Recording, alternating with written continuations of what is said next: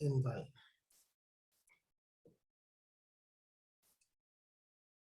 Now let me go to WhatsApp.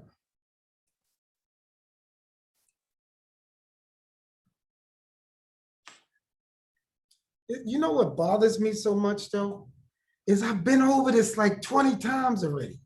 What people be listening to? They listen to other stuff. It doesn't work the way they think. It doesn't work that way because you still need to pay. Right.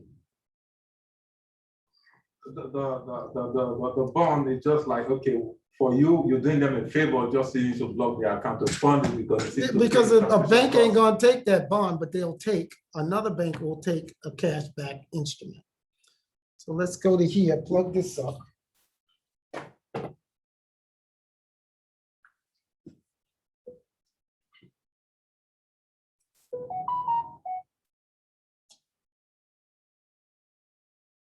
Okay, let's go to,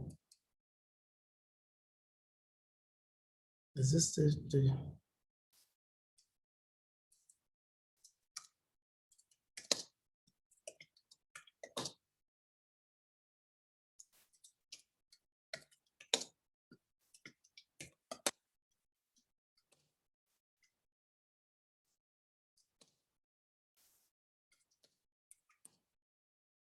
he's logged in.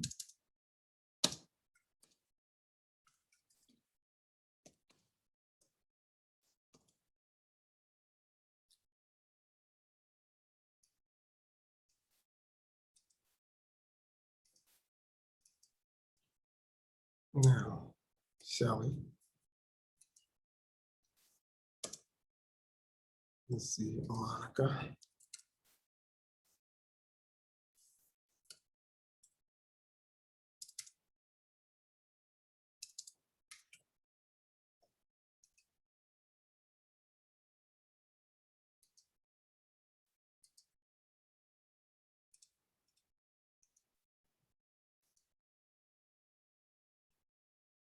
Hey, Shelley. Okay, we're gonna go over this whole thing. That's why I'm inviting everybody, so everybody can understand this again. And I need to be on the computer because you need to see this. Than to just, you know, hear it. And I thought that you guys would pass this stage, but we're gonna go back to the beginning. Okay? Let me see, who else did we? Okay. Jose. Let's give this to him. Cynthia Bragg. Let me see, Cynthia.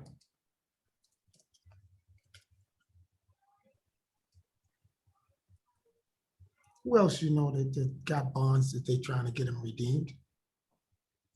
I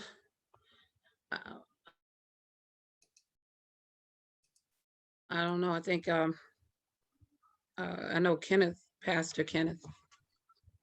Yeah, because I'm gonna show you where they're getting the bonds from, because I know where to get them from too. They're only $700-800 on eBay right now for the bond with the passcode. But that's I didn't see him for that. I know you didn't get yours from there, but I'm just trying to show you the only reason why that's the value on eBay for these bonds is because the redemption hasn't started.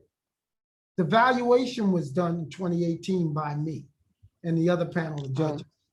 But until this, like it was supposed to be 2021. 2021 is here. But the pandemic hit, so they pushed it back to 2023 because this is money that China has to pay, and China don't want to pay right now. Because China is the issuer of the bonds, and they issue them, but let's let everybody get in first. Okay. So I can explain this to people again. Q, he needs to be in here. He don't have any bonds, but I just want him to, because he's taking super Pacellis from people and you know, using the valuation that I gave him to get CUSIP numbers and stuff for him, but you can't legally do that either because as soon as you try to get paid out is where they're gonna take the money. Oh, okay. Because they're gonna say, well, what's the collateral that you used? That's why you have to use cash. But this is so messed up because I had some plans for you for this with some of this.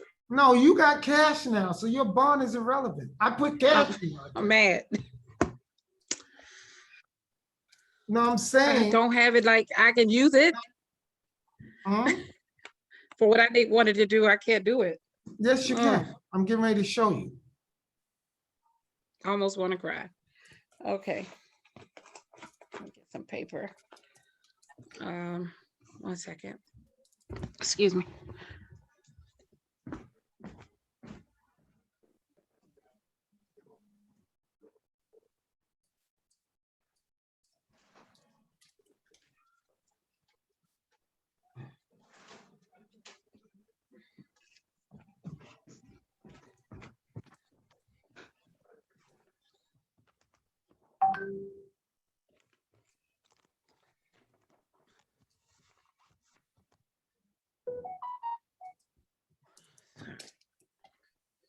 Hey, Lydia. Yeah, can you invite her in too, so I can explain this? She's on. Hi, Hello. Lydia. Hello, King David. How are you, dear? Oh, Jose should be on, right? I think he. Yeah, get him on too, because everybody just don't understand what's going on. And I need to share this because this will help people understand exactly what I did for them. Okay. When I say what I did, what I gave you ain't no bond. I gave you cash. And when I say the word gave, it's because I gave it to you. Yeah. Thank you. You know, you did not pay for it with the bond because the bond is not redeemable yet. Yes. And I'm getting ready to show you that now.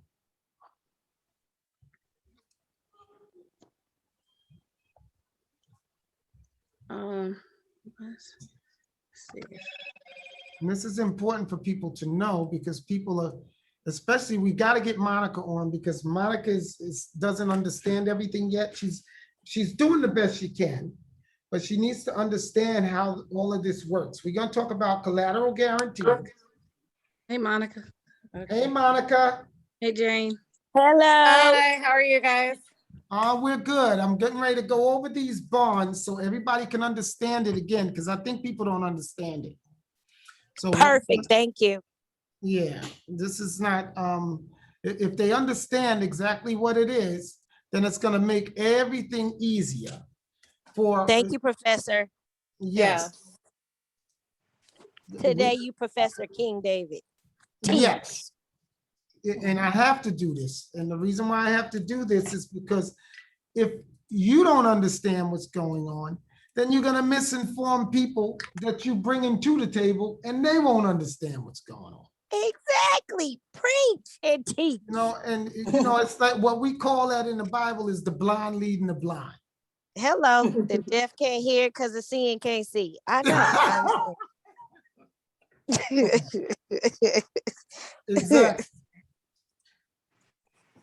Now we're gonna go over what is collateral, first of all. As soon as I'm trying to make sure the main people that need to be in here, like Carlos and Edward, you know, the ones that's talking to everybody, they're the ones that need to be listening. Yes. It says meeting explaining bonds now. Please log into Zoom. And I just opened up the window for everybody. So the reason why we're doing this is because people need to understand what is a bond and what is all these bonds worth that I got? You know, what is redemption? You follow what I'm saying? So I'm gonna wait. Let's give it another, let's see, another 5 minutes. And then now Yes. record the class. So anybody else that goes into this class, they will do a, anybody else that comes into this class, what they will have is a recording on the website. Perfect. Okay, so that they can go back to that recording and they can understand, what is this thing I have? This bond. Yes. Thank you so far, everyone that is attending, because this is going to be very important and everybody needs to understand this. And then once they understand this, then they'll know Where's the money coming from? That's important. Where do I get the money? When do I Yes. get the money? How do I Yep. get the money? What is hypothecation? hmm Anybody know what hypothecation is?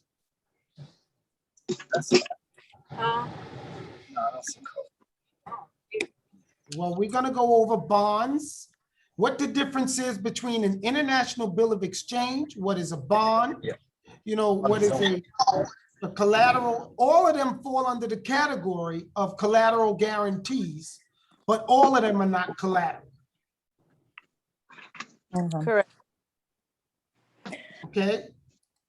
And for you, Queen of Bitcoin, even Bitcoin itself can be a collateral guarantee, but it's Right. not collateral. Okay.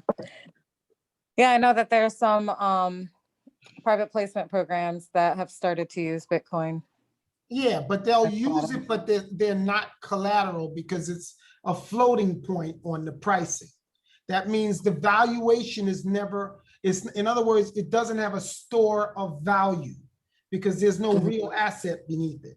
That's why last week it went from 40,000 down to 20,000, then back up to 37. Trust me, when I say a bond is backed by a stable medium of exchange. Okay, and it's some like the Okay, we're muted. You can say what you want. who said that? Okay, I I'm don't just know. adding a few more people. I'm sorry, because I got so many people, clients that are coming in and I need, oh, that's Kenneth Haywood is the pastor, right? Hello, Your Highness. How are you, Carlos? How you doing today? Perfectly fine. I just finished my lunch, and I'm back Good. at This is a my good time too, because now your mind is nourished. yes, as always, as always. Yeah, and we need to make sure that everybody's mind is nourished because we're going over a class that we went over in the beginning. And I think that the actual translation of the class did not Yes, translate very well with everyone, so they didn't really understand what they was looking at. The bonds topic is very interesting. I know something about that because I've been trading or trying to trade with bonds. And I know a little bit about it, not as you, but I am familiar with the topic. Okay, well, we're gonna go through this topic because we're gonna talk about the different types of bonds and the different valuation methods of bonds. Did you know that even an appraisal can be a bond? Are you going to talk about historical bonds? We're gonna talk about historical bonds. We're gonna talk about the current bonds and the risk that you take by purchasing bonds. Okay. Let's see, I'm just adding a few more people so that we can go into detail. Your haircut is loving. Well, thank you. Yeah, because I'm letting my hair grow back because I don't like. I have to admit it. I have to admit it anymore. But that's Owen. Owen's barbershop has the most incredible. He got some talented people, but really I know who it is because it's when he's in there, he be telling them what to do. You know. Don't you feel like as a new man when you finish your haircut? Yeah, I actually finished it. I'm sitting in the office right now. It's spiked. Let me just put the camera for 1 second so you can see. But I'm see. Aha. Oh, did it work? I don't see. That's amazing. They spiked. Yeah, we can see you. Looks Okay. great. That's Owen's barbershop. Anybody come to Dubai, if they want to look young, just go to his place. Because even part of looking young is having a young looking haircut. You know, I'm planning to go to Dubai in a few days. Oh, well, when you get here, it'll be great. Maybe in about 1 week and a half, according with my schedule. Okay. Okay. I will let you know. I will let you know that, and we can make a schedule.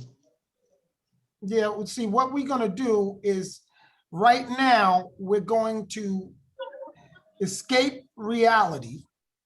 Or we're going to enter into reality and escape the fictional world. Because a lot of people got all these ideas, and it's really because of the miseducation of the brokers that's bringing everybody else in this business. Because they Yes, don't I know know. nothing, so it's the blind leading the blind. You know, and the problem is that they're wondering why it take them so long to hypothecate something that has no value. Now, it doesn't mean that it won't have a future value, but the only thing that you can collateralize and at whatever value it is something that has a current value. Crypto, the only reason why me as a trader, I'm licensed too, I wouldn't use it, is because it fluctuates up and down. If it was stable, like our gold-backed crypto that we're about to release, I could do that because it will never reduce below kits, which is the actual price of gold.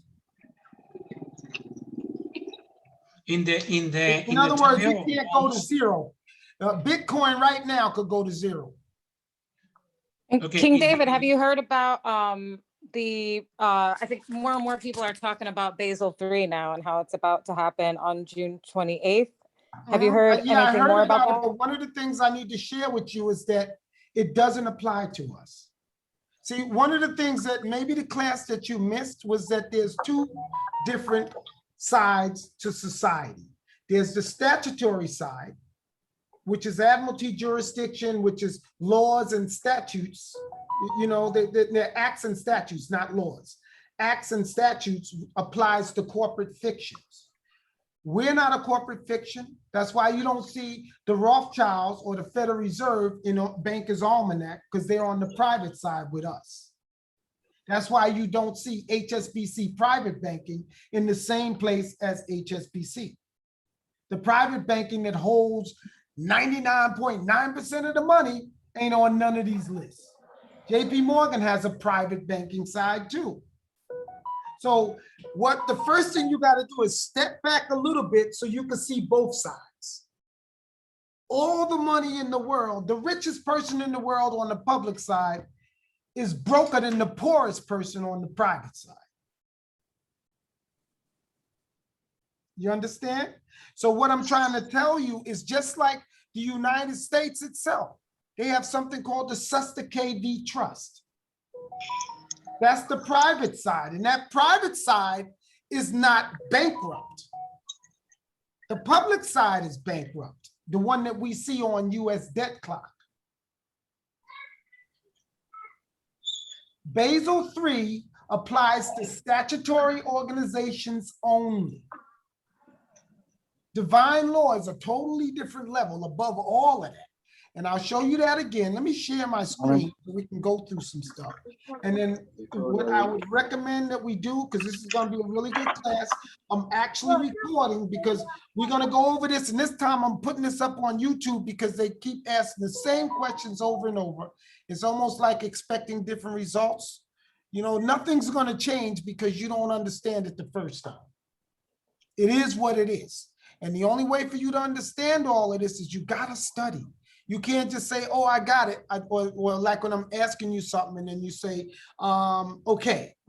Don't say okay if you don't have it, because I got patience. I'll explain it to you. And when I'm finished explaining it to you, you're going to know everything about it, because I don't just browse the surface of any subject. I drill down. And I learned that when I was an internet security CISSP specialist. You drill down on everything. If you want to know what crypto is, understand why these letters are in this sequence, in this code, on this page that I'm looking at right now. So now we're going to go, I'm going to share the screen. We're going to start this whole process again. But I was hoping that more and more people would be in this group. What you see doing right now here, and this is to solve the with coins that I'm transferring over, that each wallet that you see here is only a software program. These right here are templates for cryptocurrency wallets, like you can do internet banking or crypto wallets, right? Now, These are all crypto wallets, like Coinbase.com, you know, or Ethereum. All of them have they have their own wallet, and they're charging people to put their coins on that wallet. You follow me? So far, if you don't say okay, because that's where we having all the problems at. If somebody don't understand what I'm saying, please chime in and say, I don't understand that. Can you explain it, or can you elaborate a little more?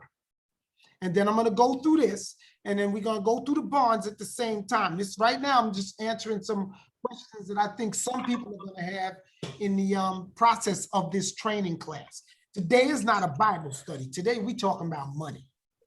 And you need to know about money, because if you don't know about money, then you're going to be broke.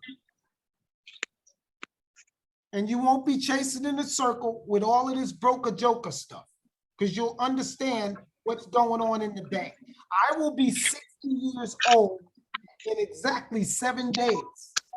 So I have to pull all this knowledge out that I've learned my whole life in banking to people, so that at least it can carry forward, because even some of the CEOs of some of the 17 banks that we owe don't have a clue what's going on. All they want to do is get a check, buy a Ferrari, a new house, and then just go somewhere with the family on vacation. Because these days, education is nowhere near what it was when I came up. I love education before computer, because education wasn't free. Right now, it's free for all you guys, because all you got to do is Google it. But when you got to get up off your butt and go to the library every day to go and research stuff to try to find something out, it makes you hungry. People ain't hungry today. They just want to be sit back like a baby bird and be fed to worms. So now we're going to talk about exactly what's going on in this economy and why some of us, and you notice I'm saying us, some of us have a whole lot of money,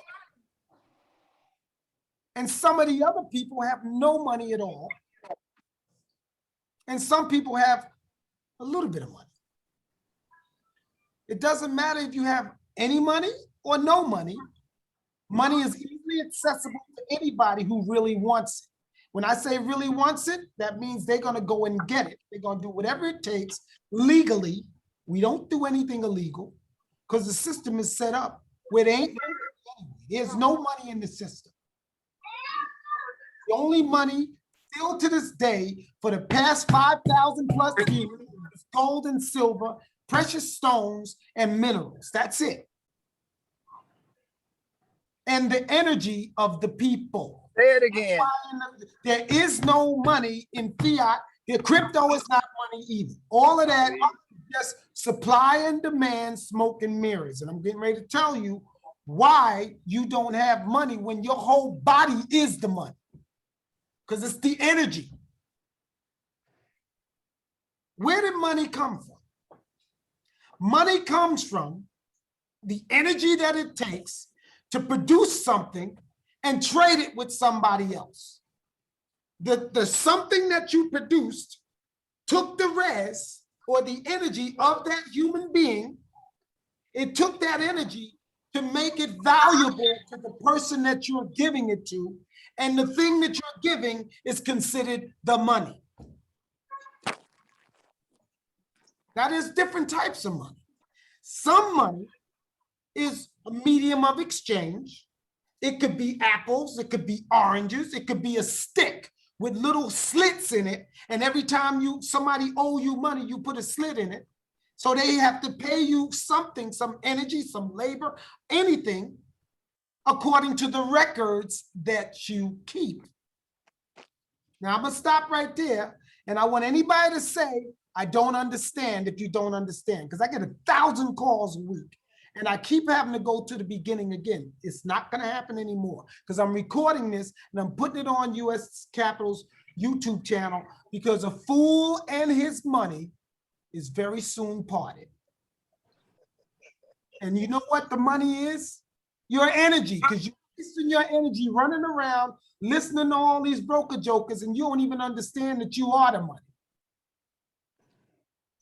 I have one question, King David. Can Yes, you ma'am. can you please explain, and this was brought up to me yesterday on a conference call for something else that I'm a part of, the quantum system.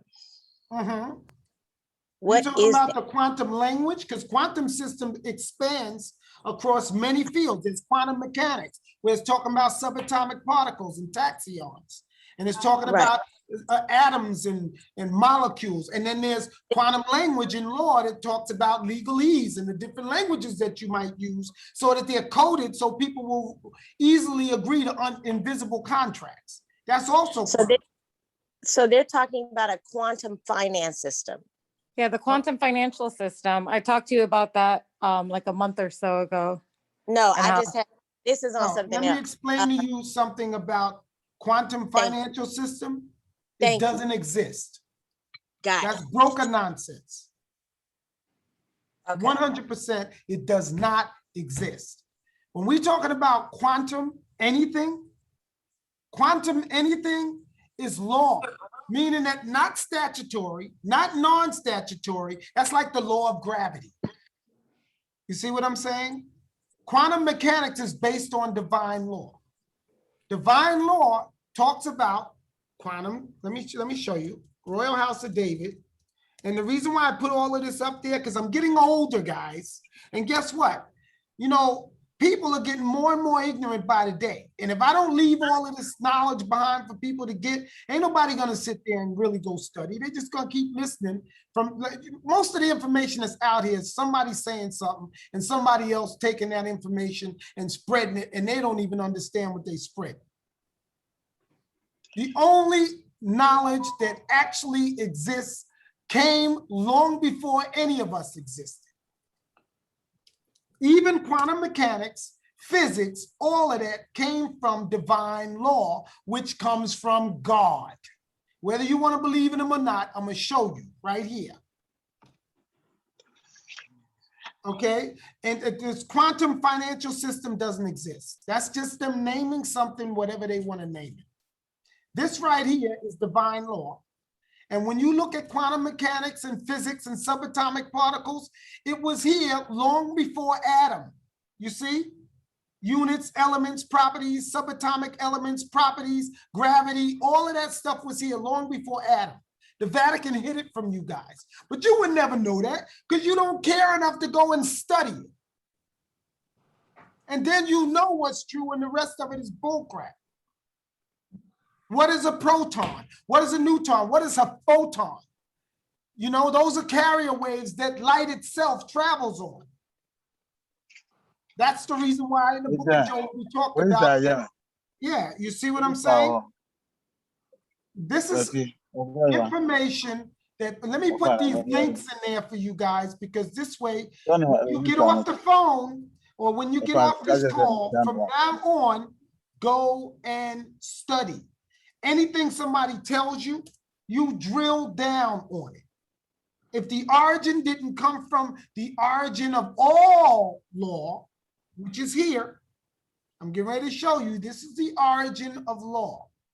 All of these are the laws that have been in existence since long before man. They come from these sacred texts. There's a lot of other sacred texts here. Our whole legal system, or the common law system, comes from ecclesiastical law, and the statutory law comes from the admiralty, which is international law. Admiralty is correct. You see what I'm saying? Unless you understand all of that, then don't speak on it. You do your homework.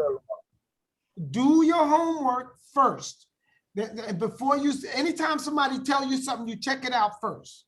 That's why I pulled the thing down that I posted on Creflo Dollar last week about him having a homosexual relationship, because I could not find the source. I could not find and validate the information.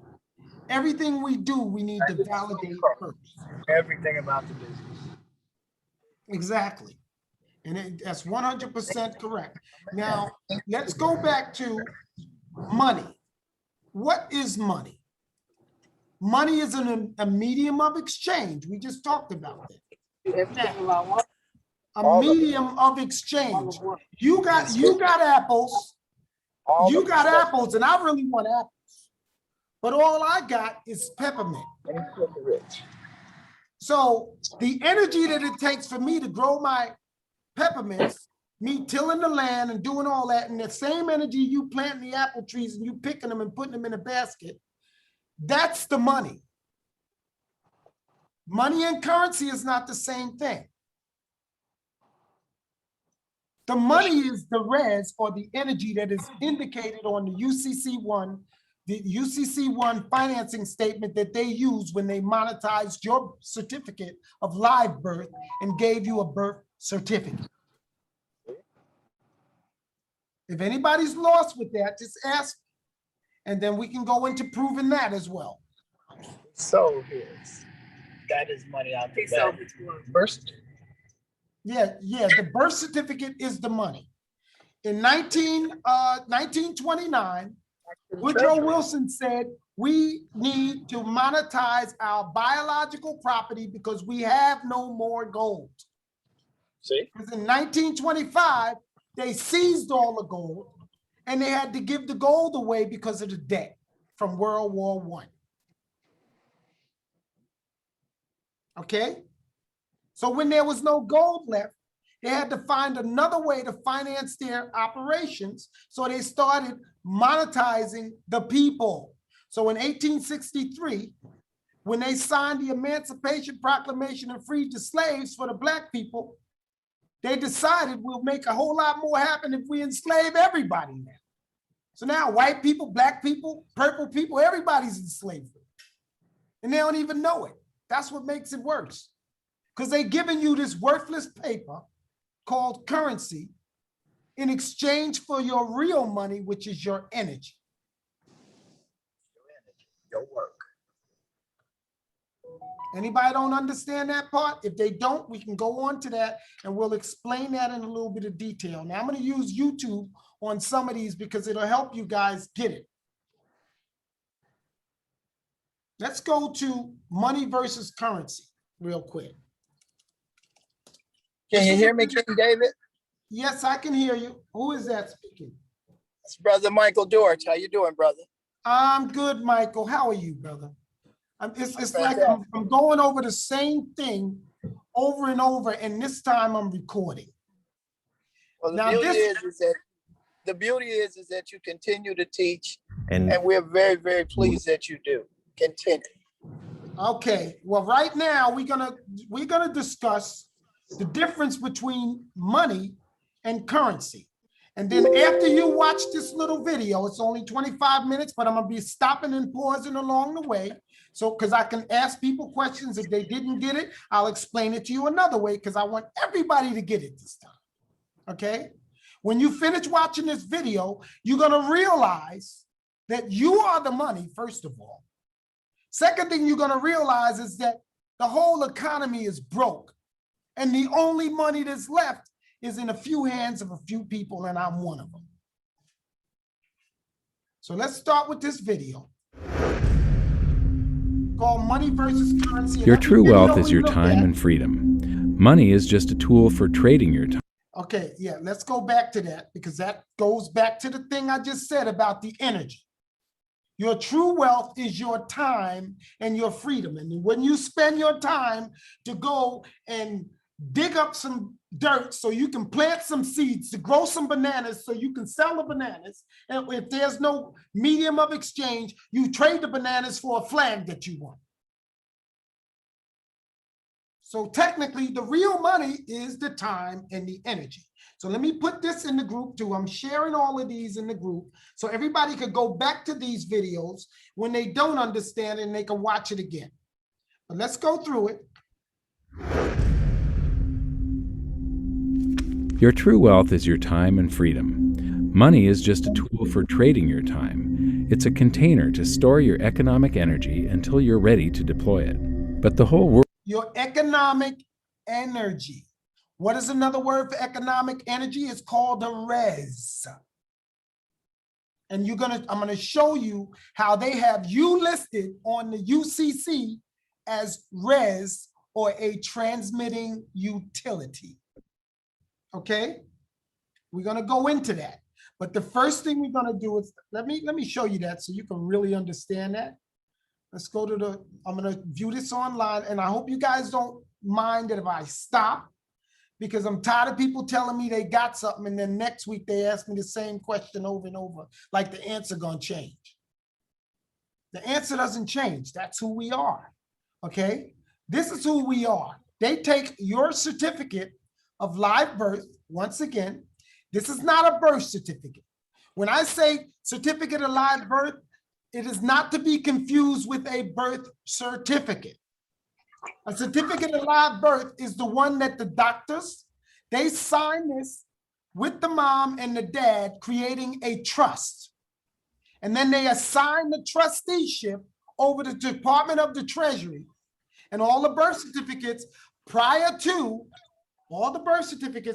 2010, they were all held at 55 Water Street, called the Tower of Power on Wall Street. So this is what a certificate of live birth is. And this has the doctor's signature, your mom and your dad, and this is the property that's being transferred over to the government, which is you. And you'll know that this is the original because it has upper and lowercase letters. The birth certificate you have that is not a certificate of live birth has all capital letters. Why? Because there's a law called Capitis Diminutio Maxima. It's under Black's law, is where they created you using your all capital letters. They took the shackles from your legs, or from the black. Listen to what he's saying. This is true. They took the shackles from the black people's legs and those nooses that they had around their necks, and they gave it to everybody now, and you become a slave. They use Capitis Diminutio Maxima, which means all capital letters, the highest and most comprehensive loss of status. What do you mean loss of status? Well, your status originally was the sons of Adam, who owned everything. That was your original status. You understand? So now your parents volunteered you in this agreement with that birth certificate. And then, this occurred. This occurred when a man's condition was changed from one of freedom to one of bondage. Okay, if you don't mind, let me mute your phone, Thomas. Okay. Now, King David, I have a quick question. Is this Yes. are we supposed to request our certificate of live birth then when we want to when you do want anything with that? redemption is the correct word. When you want redemption, because there's two, since you in the US, I'm going to explain this to you. Okay? When you see the Declaration of Independence, it's actually interdependence. It ain't independence for you. For people, DECLARATION of INDEP, dependence. This is what it looks like. That's the Declaration of Independence. And the preamble says here, we the people. Now, if this just meant all people, it wouldn't have a capital P if you understand grammatical English. Anything with a capital letter beginning with it or preceding whatever it is written after it is a specific person, place, or thing. That is what is called a noun. Okay? You know what nouns are, right? I know I spelled it wrong, but let me see. Let's see. A noun is a specific person, place, or thing. And it's indicated by a capital letter in the beginning. Yeah, they broke this down all the way through to the thesaurus. We ain't gonna go through with that because everybody already know that a noun starts with a capital letter. Okay, so when they said we the people, they were talking about Adam's children, those people. Because everything was based on the scripture, and that is still the basis of all law globally, because you are still swearing on the religious books. When you go to any courtroom, which technically is a bank, especially in the US, because the US lost their courts in 1989 in a bankruptcy. So there is no US courtrooms anymore. They might call it a court, but it's a bank. And the reason why your paperwork and your cases are brought into a bank is because the bank is handling the bonds, which are these birth certificates, which is backing the money. That's why these codes are on the birth certificates, and they look so similar to the codes on the US dollars. This is a financial instrument. Woodrow Wilson said, monetize your biological property. Now you understand where the money is coming from, that's backing the bonds, that is going to the Federal Reserve, that is using these numbers to print on the currency that they're giving you, that is worthless, that they put in you put in your pocket. Okay? So now let's go back. Now, I wanted to show you one more thing, and then we're gonna go back to this video. I wanted to show you that the energy of the human being, because I took this birth certificate, I found my UCC online, and where it says secured party here, it used to be US Department of the Treasury, but I refilled all mine out and I took it back from the Secretary of State. And here, the debtor, who's the debtor? That's your birth certificate. It's actually an organization, trade name, or trademark. The debtor is a transmitting utility.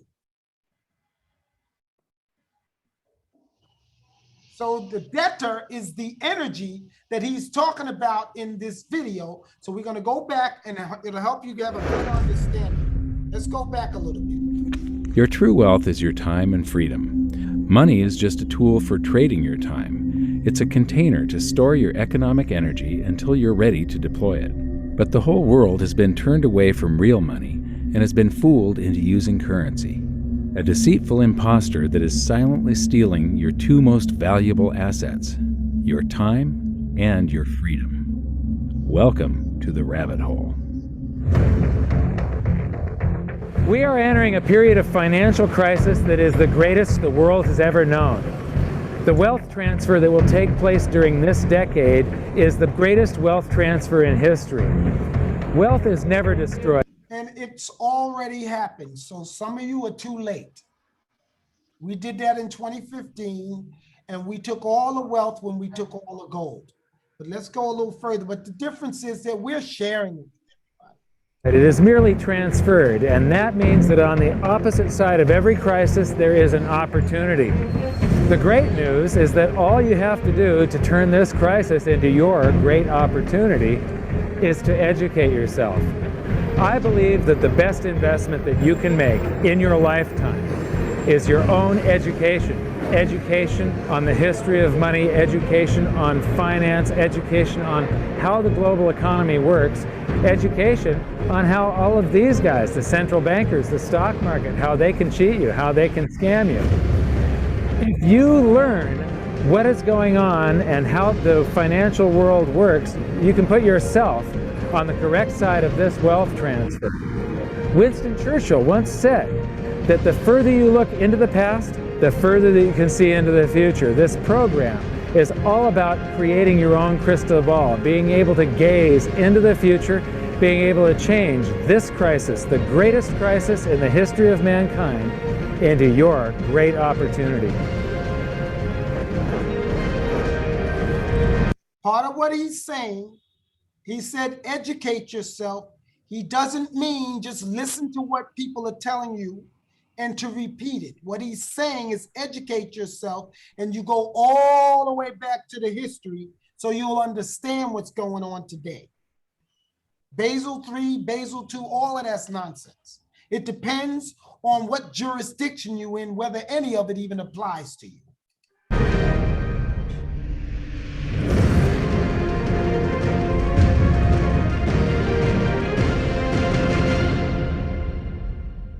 The hidden secrets of money, some of them are hidden in plain sight. They're like right in front of you. The way the monetary system works is something that isn't actually hidden away from all of us. It's out in the open, but it's complex and people just they can't see how it works. It's hard for them to imagine that we're living in such a hoax. And that's when you was talking to me, Shelley, earlier about the valuation of bonds. We're going to go over this. But this right here is going to give you the foundation so you'll understand what happens to bonds when they're issued. And the value of the bond is based on current collateral that is backing the bond. The bonds that are available in the past from governments that don't exist anymore, how much you think they're worth? Nothing. So when there's a regime change, there's no value there. That's why when everybody was running after all these Iraqi dinars and everything, I told them no. And everybody that I know have lost their shirts, and the brokers are still trying to peddle what they got off. Others are meant to be secret, but the truth is slowly coming out, like the Federal Reserve being a private corporation and not really part of the US government. But when I started studying this, what I found was that there was no place that I could point people to where they could get it all in one spot. And so I basically decided to write my book about it and consolidate monetary history, economics, the markets, fundamentals of gold and silver. There's a lot of smoke and mirrors in economics, and I've sort of made it my job to lift the fog for people. Okay, hold on one second.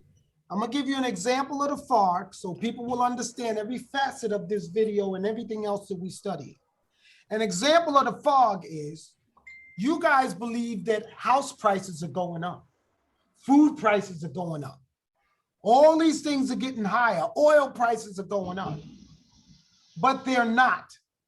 Not one price of anything in history has gone up. The value of the currency has gone down, and you believe that the prices are going up because it requires you to have more and more of this worthless currency to acquire the same things you could acquire for a lot less currency just 10 years ago. Why is the currency price, the prices of everything going up? Because they keep giving you guys stimulus. You should say no to the stimulus. You keep getting the stimulus, and the stimulus will never be enough because the more money they print, the less value the money is that you have.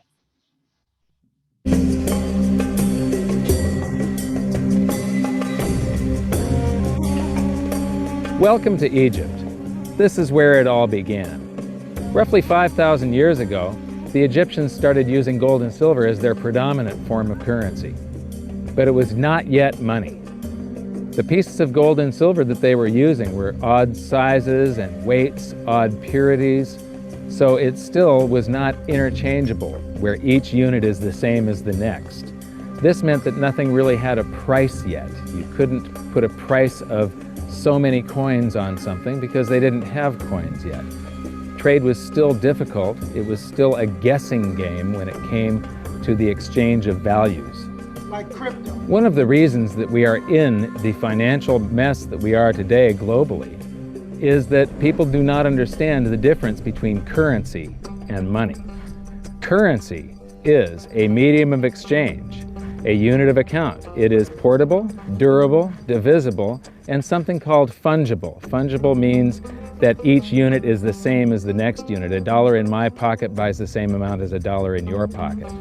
But he means it buys the same amount as $1 in your pocket today.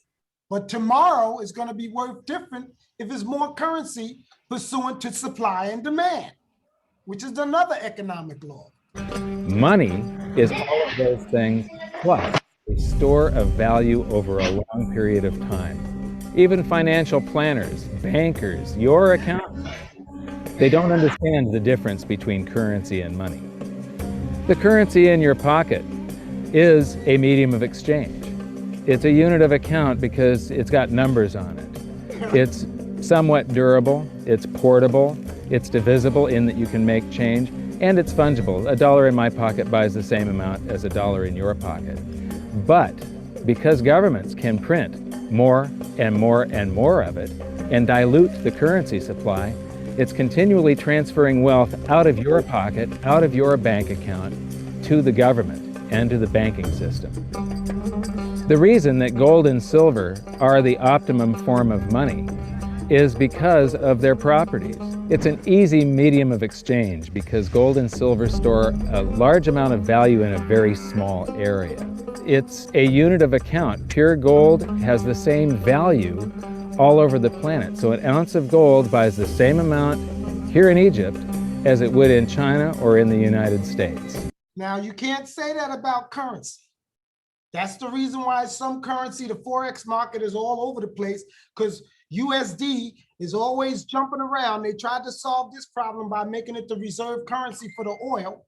But then, they exported all of this money. Now they're in trouble. Gold, you can't print. That's the reason why it has a store of value. It's durable. The same gold that Egyptians were using in trade 5,000 years ago is still here with us today. It does not corrode. It's divisible. You can make change with it.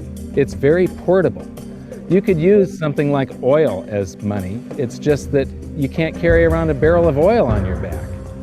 It's fungible. Pure gold is the same wherever it is on Earth. Pure silver is the same wherever it is on Earth. It's limited in quantity. That's the reason that it maintains its purchasing power. Governments cannot print it. Over the last 5,000 years, only gold and silver have maintained their purchasing power. There have been thousands upon thousands of fiat currencies, currencies that are unbacked by gold or silver, and they have all gone to zero. This includes crypto of today. They will all go to zero. And that's the reason why U.S. Capital is issuing a gold-backed cryptocurrency. It's a 100% failure rate. Well, fiat currency, of course, is a currency that exists at the dictate or by fiat from a government. You say they have their printing presses, and the paper money rolls off the printing presses. And then they give it the fiat designation, which makes the currency official. It's just worthless paper. But when Ben Bernanke gives it the special sign, and they have the cult meeting at the Federal Open Market Committee meetings, it suddenly becomes currency. If you look at what's really going on, it's a con game. And so there's confidence. Well, the Federal Reserve is very forthright about what they're doing. If you read their websites, they'll tell you it's a confidence game. They tell you that there's no intrinsic value in their money. They'll tell you that they print it backed by absolutely nothing. They actually display all these facts. But if you tell somebody in the public— Why do they display these facts? Because you are under contract. And every contract that you sign in the private or the public is full disclosure.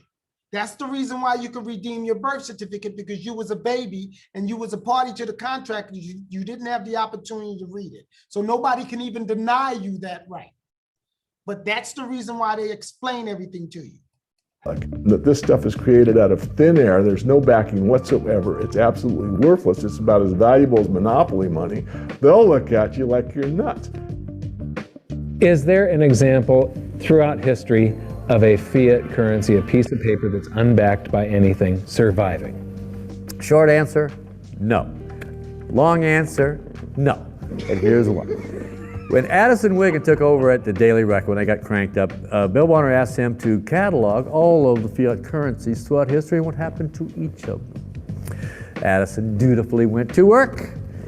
Within a short period of time, he had gone through the alphabet. All the fiat currencies that started with the letter A were done. They all went to zero. He was halfway through the letter B, and all the fiat currencies that started with the letter B, and there were 600 of them in just the first letter and a half of the alphabet, and every single one of them went to zero. In other words, that the money itself 600 is going to return to zero. During World War I, and the reason why they did Rothschilds did that agreement to take Palestine with England was because the currencies in Germany have went to zero. There's a story that this guy put a wheelbarrow full of cash in to go buy something. He left the wheelbarrow outside full of the cash, and when he came out, they stole the wheelbarrow and left the cash on the ground. That's how worthless it was. Sort of like Indonesian money right now, where you got $7 million to buy a handbag. King, that's why they own all central bank. Yeah, because they're trying to use the power of the global monetary system to make this money worth something by regulating the medium of exchange globally. But that will never happen because everybody knows that that will make them all powerful. Whereas gold doesn't make anybody more powerful. The gold itself holds the power.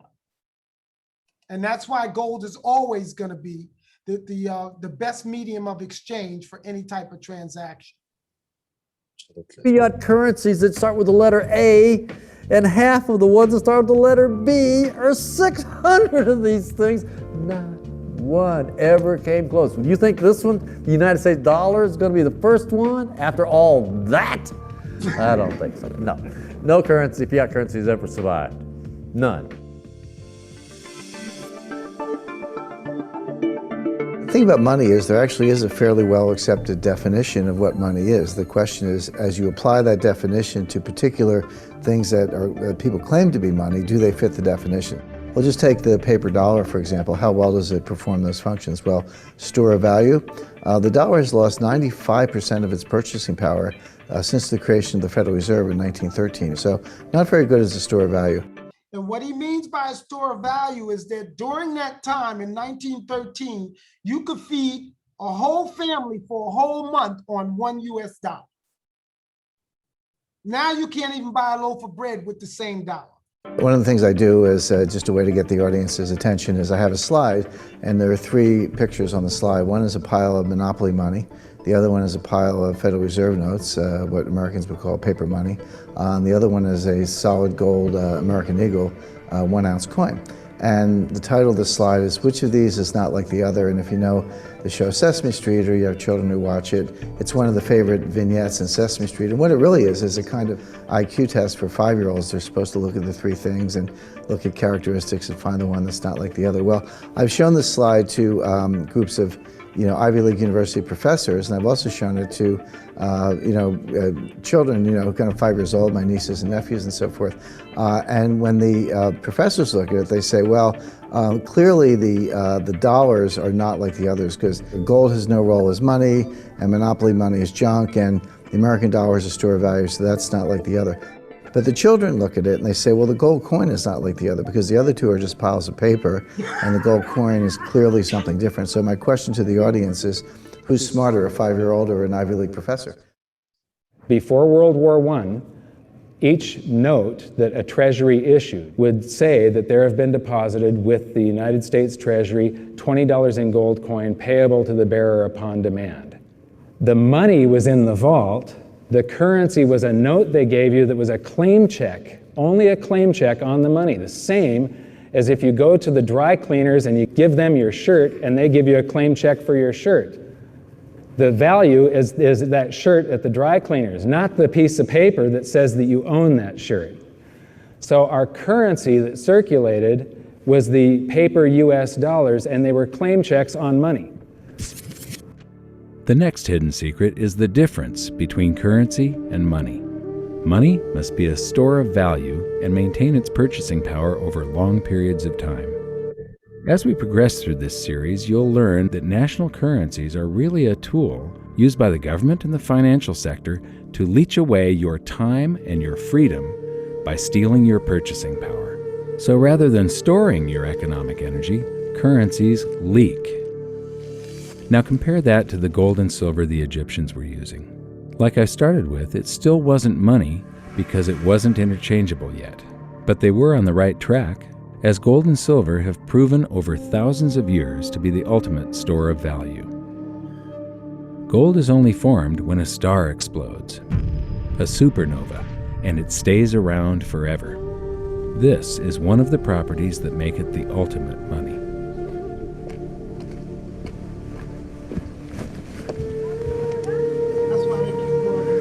You know, people are amazed that after 5,000 years, the pyramids are still here. But what I'm more amazed at is that the currency that the people that built this were using, that currency, that gold and silver that they were using in trade on a daily basis, is still around today. It may have been melted down and re-refined, and it's in a coin or a bar or in some piece of jewelry, but it's still with us today, and it still purchases something. Yes, it is the ultimate money because there is nothing else even in the same league. It's divisible, it's permanent, it's a store of value, it's a unit of account. It's got everything you want out of money, but it doesn't go away, and it can't be increased. That is what makes gold the most beautiful money of all. What more could you ask out of a money? It keeps governments under control. You can maintain a solvent system. Governments don't like gold at present because they're getting away with the fiat currencies, and they'll do everything they can to discredit it as an asset class. I mean, my goodness, gold has outperformed the Dow Jones Industrial Average in each of the last 7 years, yet it's not considered a legitimate asset class. Why? Again, it's the fear that maybe gold will be imposed on the system, that it will constrain government ability to spend beyond its means. They can't print it. They can't print it, no. The proper definition of inflation, I use Milton Friedman's definition. Inflation is an expansion of the currency supply. Deflation is a contraction of the currency supply. If you expand the currency supply, eventually prices will rise. And if you contract the currency supply, eventually prices will fall. Now, what they call this is interest rates. The Fed says that the interest rates are very low so that they can force the prices to go down while they're printing money. When they bounce back to their normal level, you got a global collapse because everything is pegged against the US dollar because of the oil prices and the agreement made with the oil cartels in the 1970s. King David, I have a quick question. Yes. Okay, I thought, see, I know we covered this. I get this, but I thought this was No, we're gonna get to the about bond. how we complete our transaction with. No, it's not about how we complete our transactions. This is about bonds. And because the question was bonds. And right now, a bond is collateral, right? Okay, yeah. Currency, technically, is collateral because it causes somebody to move. Their energy becomes activated by currency, right? The true money is your time and your energy. That's the first part of this video. Even if you saw it before, you're not getting this type of presentation on it. And then when we go into bonds, you're gonna understand what the birth certificate bond was about, what the gold-backed bond was about, which is the Super Pacelli's.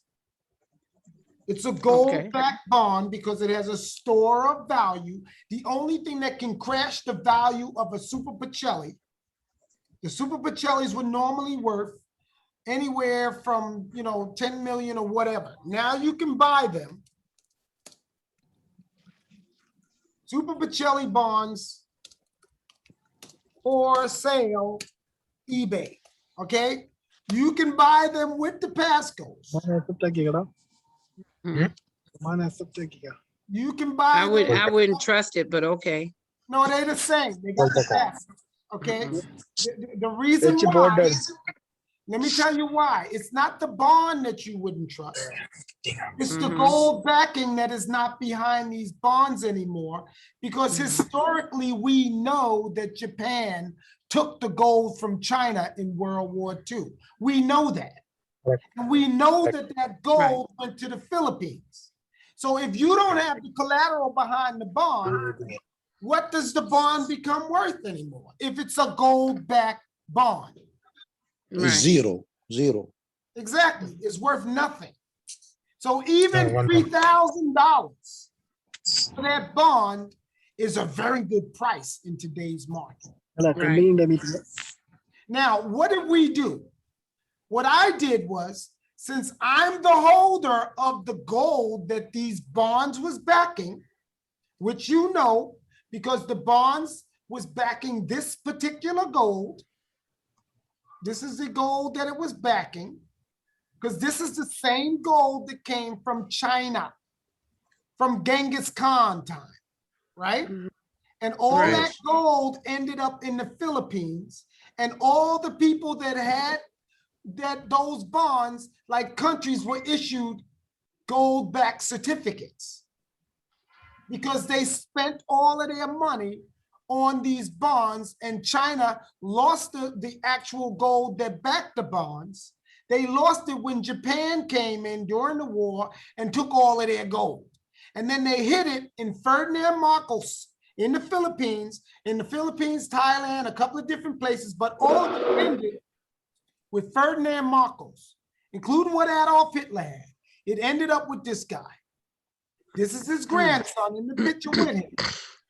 Now, they arrested Ferdinand Marcos because they wanted to use the power of the gun to make him pay for these super Pacellis around the world, which there was billions of them around the world.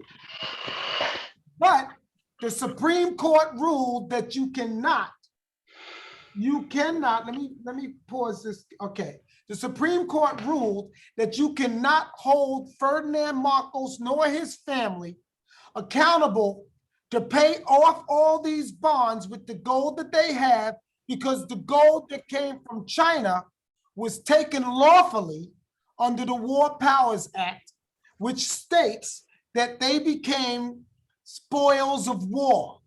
Because China and Japan go to war, Japan could go in there and take anything that they got. Now it belongs to Japan. The same thing that the Babylonians and them did when they came into Israel years ago and took all of the gold and stuff that was in the Holy of Holies. This law has been in effect going all the way back to Adam. So they had to return that gold back to the Philippines.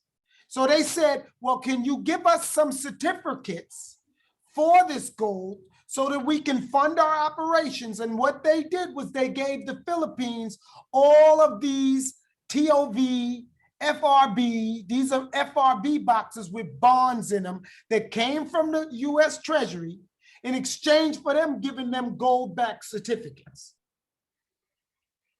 And that's why the Philippines became the settler for the global economy, globally, because they held all the gold. That's Ferdinand Marcos. Now, this is the gold as it was left in the sub-basement of the World Trade Center. Now, this did not belong to the United States, but they had it there because they sent the CIA to capture Ferdinand Marcos and his wife and bring them on trial because they held so many of those bonds and they wanted their money. But the law ruled that you can't hold the Philippines responsible for China because the Philippines wasn't even in the war. It was a gift. So they had to return all that gold back. And everybody remembers when they cleared out the rubbish, they told everybody get out the way so they could transfer all the gold back to the Philippines. It was on the news, and you can look it up. So that being said, these bonds that are worth $3,000 is still overvalued to this day. Okay, let me show you where the value of these bonds came from. Now, what happened was, since the Philippines gave all the gold to US Capital in 2015, they gave us the gold because they lost the gold by contract to the IMF because they didn't understand what they were reading. And under their jurisdiction, that's why I teach you guys capitis diminutio maxima and legalese and all of this stuff, so you won't inadvertently walk into any invisible contracts and sell your soul because you don't know what you're reading. because you cannot be a trustee without even understanding trust law or private side. So what happened? We did the redemption in exchange, since we have the real gold that backed those Super Pacellis. We have the real gold because it was all transferred to us. I did the redemption as a judge in the private International Court of Justice. Just like with every other organization on earth, you got a public side and you got a private side. The statutory side is the commercial banking. The private side is the central banks and the Federal Reserve and trusts. You got it?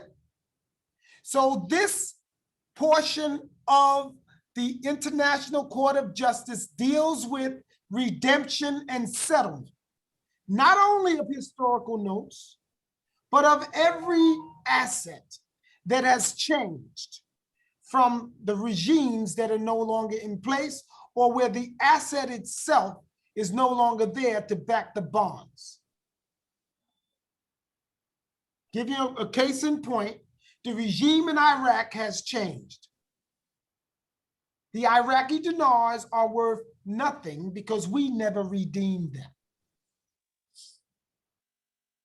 So everybody that's holding them, they worth the same thing you see with these Super Pacellis on eBay, whatever a collector is willing to pay for them for his nostalgic reasons. That's all it's worth. These are not false bonds because Pasco authenticates these bonds.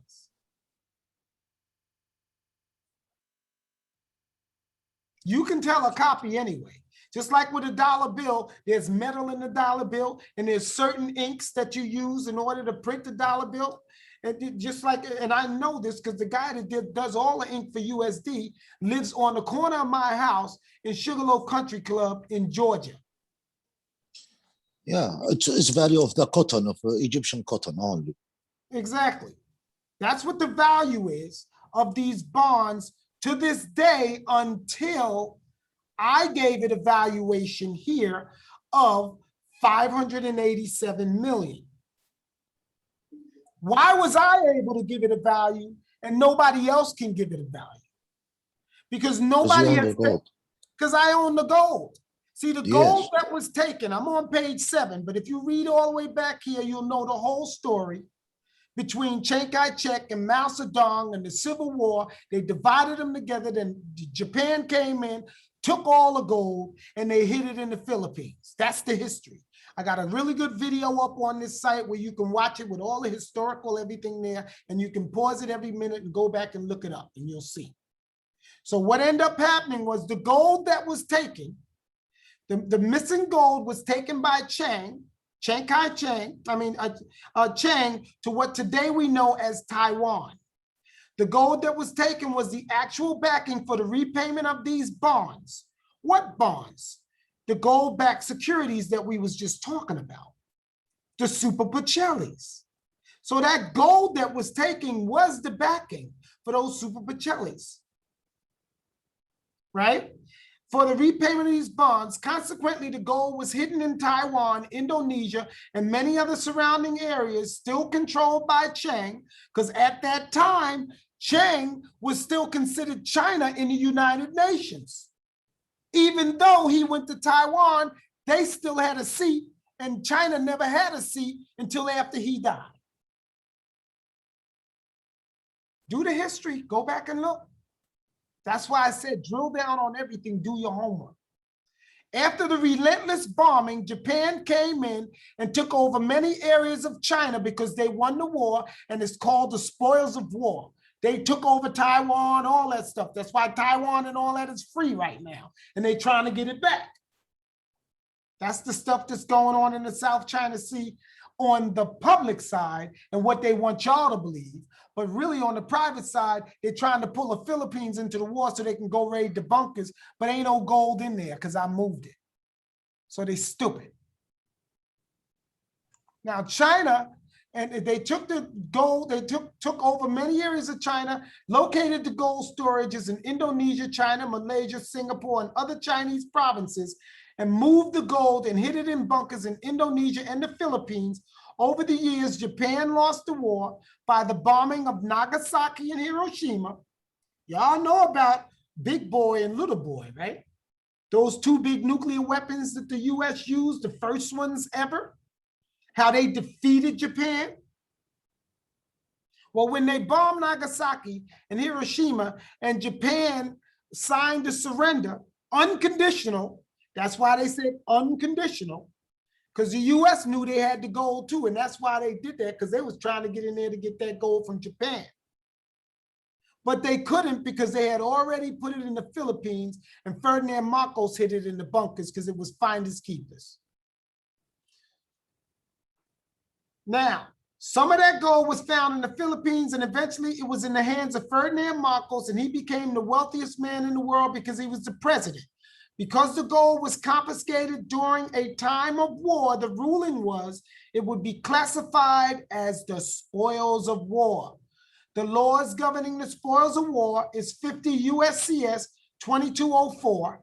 And if you want to look it up, let's look it up, 50 USCS 2204. And you can see here, let me see, make sure that that's correct. When I'm doing the research, 2204, Title 50 talks about the spoils of war. And what happens when you go in and you defeat a country and you take their stuff? See, the term spoils of war means enemy movable property lawfully captured by law. So now China can't pay these bonds because they ain't got the gold no more. Because now the gold belongs to the Philippines. Seized, confiscated, or found, which is what Ferdinand Marcos did. He found the gold, which has become the property of the seizing state. And here they say the United States, but UCC, this is common under UCC law now too. So that means that the Supreme Court ruled they had to give that gold that they found in the sub-basement of the World Trade Center, they had to give that back to the Philippines. And they took all of those C-130 gunships, filled them up with gold, and flew the gold back to the Philippines.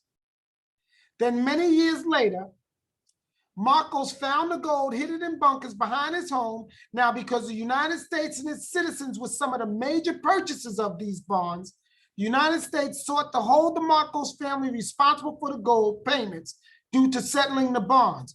When Ronald Reagan was in office, you can look this up, it's all over the Library of Congress. When Ronald Reagan was in office, the US military kidnapped the Marcos family. They didn't subpoena them, they kidnapped them because they knew where the gold was. The Marcos family in the 80s and brought them to face trial. During this long trial, the gold was stored in the lower sub-basement of the World Trade Center. When the Trade Center came down, Ricardo was in the building. They was trying to kill him so they could keep the gold. The spoils of war meant that during the peacetime, you cannot just take the assets, especially after fully understanding the circumstances by which the gold was obtained by the Marcos family. They had no choice but to release it. So after 20 years of back and forth, the gold was held still in the basement of the World Trade Center. Okay, let me pause this. Of the World Trade Center, okay? Until the time of the World Trade Center attacks of 9/11, after months of clearing out the wreckage of the buildings, the US government stopped the clearing and recovery efforts to remove the gold from the wreckage, and eventually it was moved back to the bunkers in the Philippines, where it was later given to US Capital Private Bank by contract in 2016, so the redemption of the bonds can only be satisfied by the sovereign international Court of Justice because we are a private bank. Okay? As the licensing body for the US Capital Private Bank as the only divine law bank in the world at the time. There are a few more banks that are popping up under divine law because they learned it from us. Placing this bank above statutory jurisdiction, enabling both the assets to be restored and many historical assets to be redeemed. The gold disputes would later be settled by the IMF agreements of 2010 because China wanted to get in, and China couldn't get in because they never paid the gold, and that's why they couldn't get in. So recently, we allowed China to get in only if they issued these, what are they called, the Chinese yen, to pay toward the SDRs, which are the special drawing rights. So when countries have a problem, that they can use these bonds to pay for their problems. Does that make sense? So now the bonds, I gave them a valuation based on, first of all, they have to be authenticated by Pasco, because Pasco, unlike any other organization, they authenticate this thing with risk, that if they are wrong, then they will pay the risk of whether these bonds are real or not. No other organization on earth agreed to do that for the ICJ but them. So if they got Pasco, we gave them an off-balance sheet balance of 573 million, which means that if you use these bonds off balance sheet as collateral for a collateral swap, meaning that if you give this bond to us, when the redemption period, which is 2023 now because of COVID, then we will give you 573 million in an instrument, not cash. On the actual market value is 57 million because that deals with the cost of living index, and it was only a $10 million bond when it was issued. You follow what I'm saying now? You understand how it all works? And because we did this, we redeemed it. I do, King David. Can I ask a question? Okay. Yes. Can you hear me? I can hear you very clearly. Okay, sorry. I don't have a great connection. It's in and out. Okay, can you open my account up, King David? Because I think it's good for us to understand how. Because I want to show you what happened with your Okay, account. thank you. Thank you. Okay, now your account, what is the username or the email? The first It's Dunamis 4. Okay, Dunamis 4. Okay, it's coming. Okay, Dunamis. Now we have, might take a little while, Dunam MUS, I remember, right? Dunamis 4. This is your account. It's kind of small. I can't see it.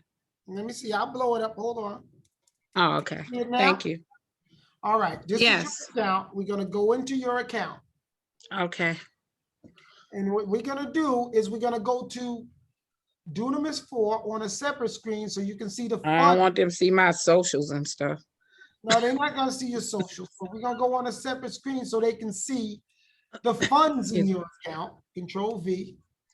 Okay. Go here, open up another one. And the reason why I need to explain this is because most people to this day don't have a clue as to why these bonds are being sold for $2,000 on eBay. That's because they ain't worth nothing. The only one that saved the world and gave them their net worth, which ain't gonna be redeemed. It was supposed to be redeemed in 2021, but just like the Expo in Dubai was postponed, the whole world financial system redemption was postponed.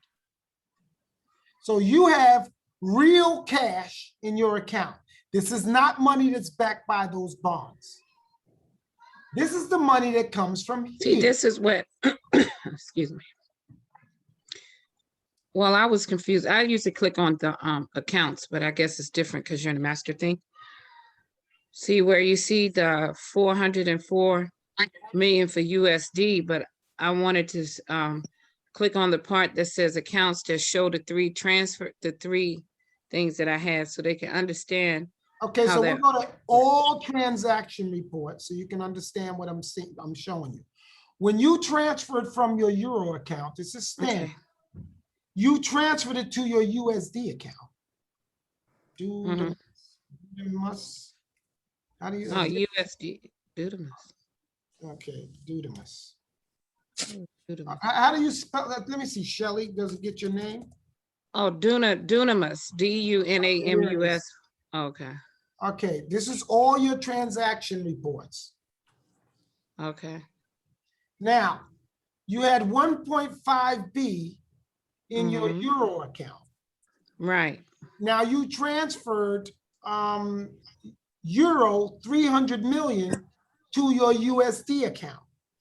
But in your Right. USD account, it became 303 million because Euro under the currency exchange is valued more than USD.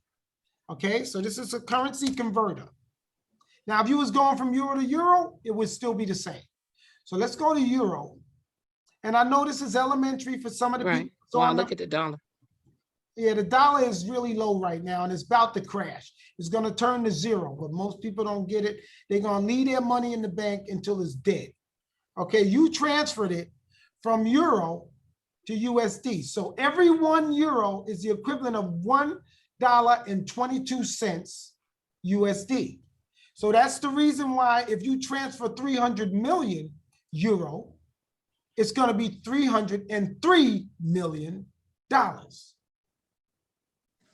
Then you transferred from your Euro account another 100 million to your USD, and that's another $101 million. Right. Now, when you did that, it changed your balance, Dunamus. So I can remember how to spell it this time. Okay, Dunamus. Dunamus. Dunamus. Okay, Yeah, Dunamus. number 4. Okay, so now your current balance 4, yeah. of your I'll tell you how I got confused.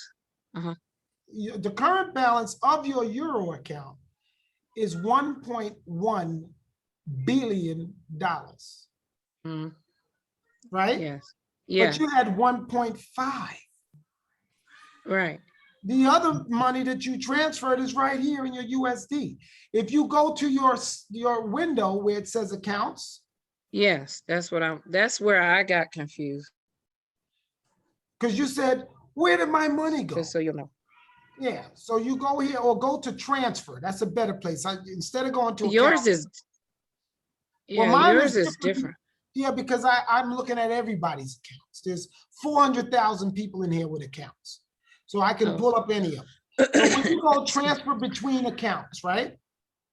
Yes. And then you choose Dunamus, Dunamus 4. And you select which account to debit from. You see 2 accounts in here. And don't y'all go trying to log in my account. I'm kidding. You can't log in your account. Okay, so this is, Now you say I want to take it from here and I want to send it to my USD. That's what you do. So you can send it to your British pounds and you transferred it. So when you just go in here and you open it and you don't look at nothing, like under accounts, you're only looking at your Euro account and it only shows the subtraction that you did. Right. It That's the part. It didn't show that where the money went because you got to pull up your, let's look at your USD account. Now remember, your USD account had no money in it, and it's going to show you all of a sudden I got 400 million. Wow, where did that come from? Right. It came from you. You put it in there. Yes. But you took it from your Euro account. So anything you take from one and you put it in another one, Dunamus 4, anything you take from one and you put it in another one, it subtracted it from your Euro. That's why you were missing the 300 million or the 400 million. And now all of a sudden, if I put this in accounts, which is your USD account number, because you got more than one account number, you got 3 account numbers.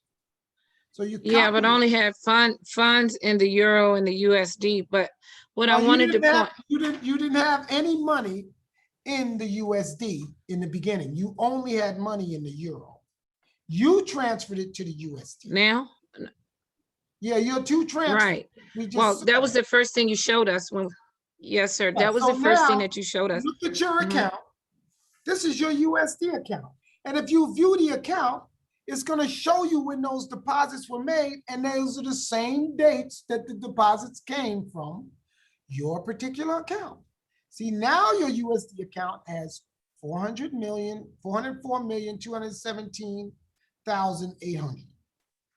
Right, but see, the part, King David, that I got confused, like, and when I look at it on my screen, it says on, like, where the 1.1 euros is, it says that it's a credit, right? I get that. Hey, do me a favor. I'm gonna give you the authority to share your screen so I can see. I want to see so I can help you to understand. Okay, because I'm sure I'm not the only one that I mean, this happens with every bank. is trying to understand this. I'm sorry. Okay, Thank y'all. Yeah, she's just trying to understand. You saying I can share? Yeah, I'm setting it up so you can share your screen. Let me see. Okay. And somebody showed me how to do that before. Screen sharing, security, excuse me. Live, disable, options. Okay, let's go to settings. It wasn't it? Oh, screen sharing settings. Okay, all participants can share their screen. Okay, so now you can share your screen and we can all see it. Okay, so I haven't ever done a screen share. So what do I do? What do I click on? Share screen? Yeah, the green button, and click then on yes. if you only got Okay. one computer screen, now we can see your screen. Let me pull it over here so everybody else can see. Can everybody see her screen? Yes. Yes. Yes, Okay. yes. Yep. Okay, so So pay my question. Okay, I'm gonna You show see how I look at? Yeah, go ahead. Go ahead. Okay, see the three right here is what I got confused at. So when I move this over, it says negative, but you're saying to go here and I can see what that total is right there. So that is being. No, you don't see what that total is. You go here because on the date of June 10th. Yes, yesterday. Or October 6th. I don't know. It might be backwards and forward. It might be, was it June 10th? Yeah, it was June 10th. You transferred. No, it's June the 10th, yesterday. Okay, June the 10th, you transferred 100 million to your USD. So go to your USD and see if you received something on June 10th. Okay, so I click right here. Oh, all right. Whenever you do that, you have to log back in, so. Okay, you log back into your USD. Okay, now, you notice that on June 10th, you got a transfer of 101 million. Okay, But it was processing at. Yeah. The reason why you got more than what you one point, but now you that's what I wanted them to. The reason why it seems like you got more than what you transferred is because USD is worth less than euro. Okay, but see, this is where I got confused. Okay, you see right here it says credit. I get that, right? But what then what does credit mean to you? That like it's it can be used for credit. You put a credit in there, it's not like cash, it's credit. No, that's not what that means. Deposit. That means that was a deposit. Anytime there's a deposit to your account, if you look at your phone on your other bank account, you'll see $300 million was credited to your account. Debit is taken out. That means your credited is going in your account, debited is coming out of your account. Yes. So the That's debited. nothing to do with your credit. This has nothing to do Okay, so where I see debit right here and it says minus 300 million. That means it took the money out of you. Okay. Okay, it doesn't mean that it's like alive like a debit card. No. Oh. Okay, I'm just trying to understand, King David, because we never Let me covered ask you a this. question. What other bank do you have? It's deposit and remove, Shelly. Deposit. No, and remove. I get it now. I do, Jose. I didn't understand it. No, I'm saying you had Bank of America, you got Merrill Lynch. At first, because we never went over that. Okay, but you got Merrill Lynch, because these are the accounts you already have. Merrill Lynch, you have a account in the Bahamas or something.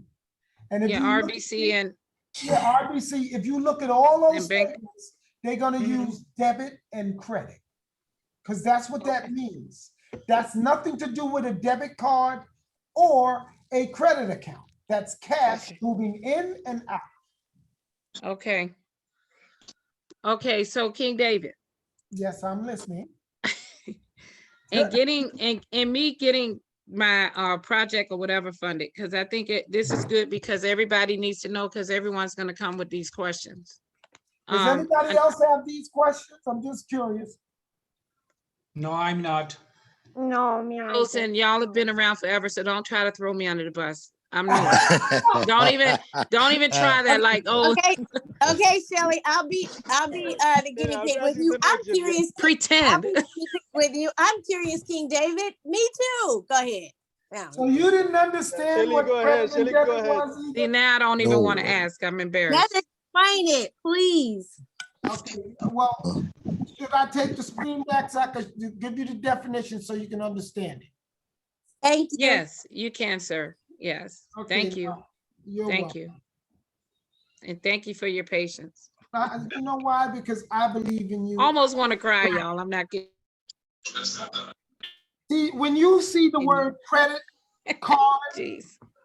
that means that this is a card that you can use to credit money into your use from somebody else's money. That's called OPM. What? Other people money. Yeah, Okay. which is the bank's money. What Okay. does credit and debit mean?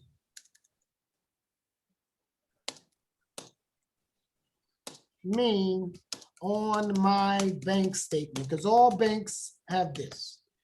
Any bank you deal with, they have credit and debit. I'll credit. I mean, your believe it or checking not, I account. know what this means. Look, when you hear your banker say, I'll credit your checking account, it means the transaction will increase your checking account balance.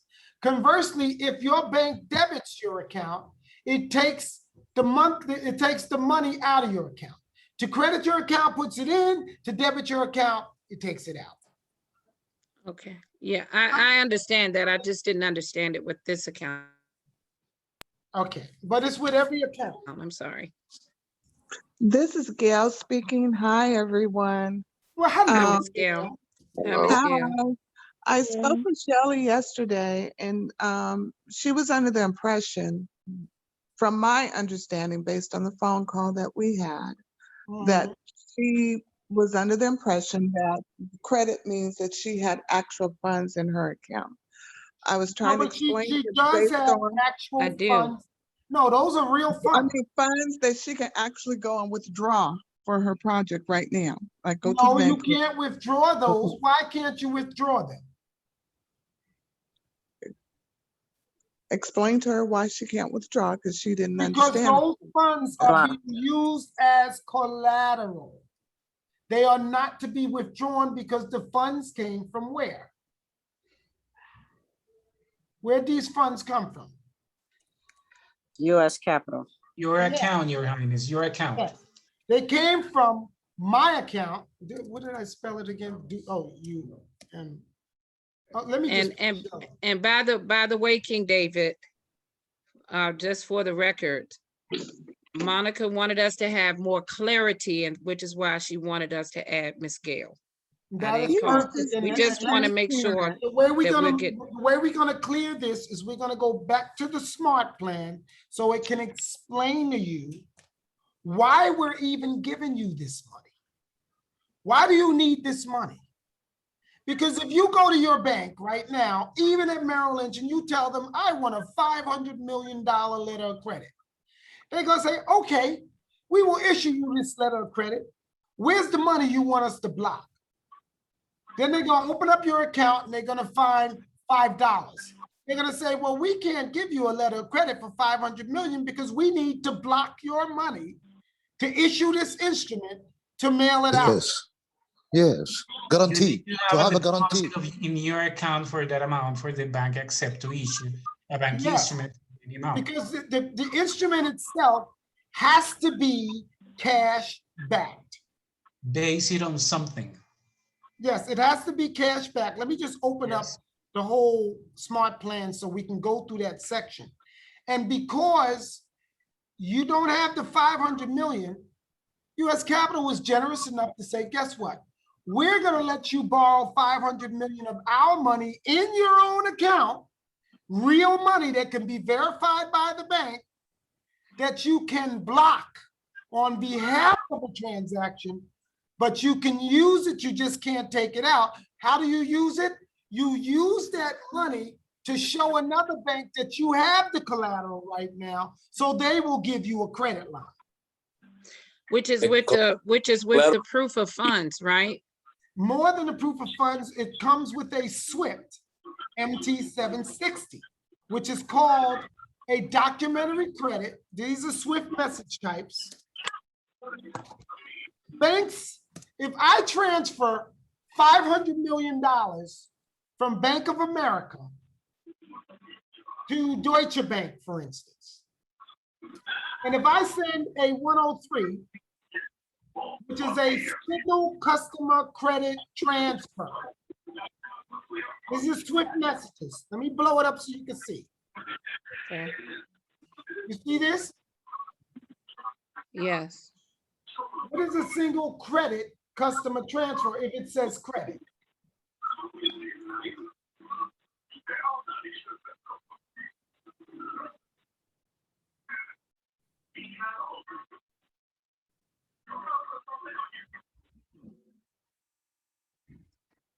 Okay, what is a single credit transfer?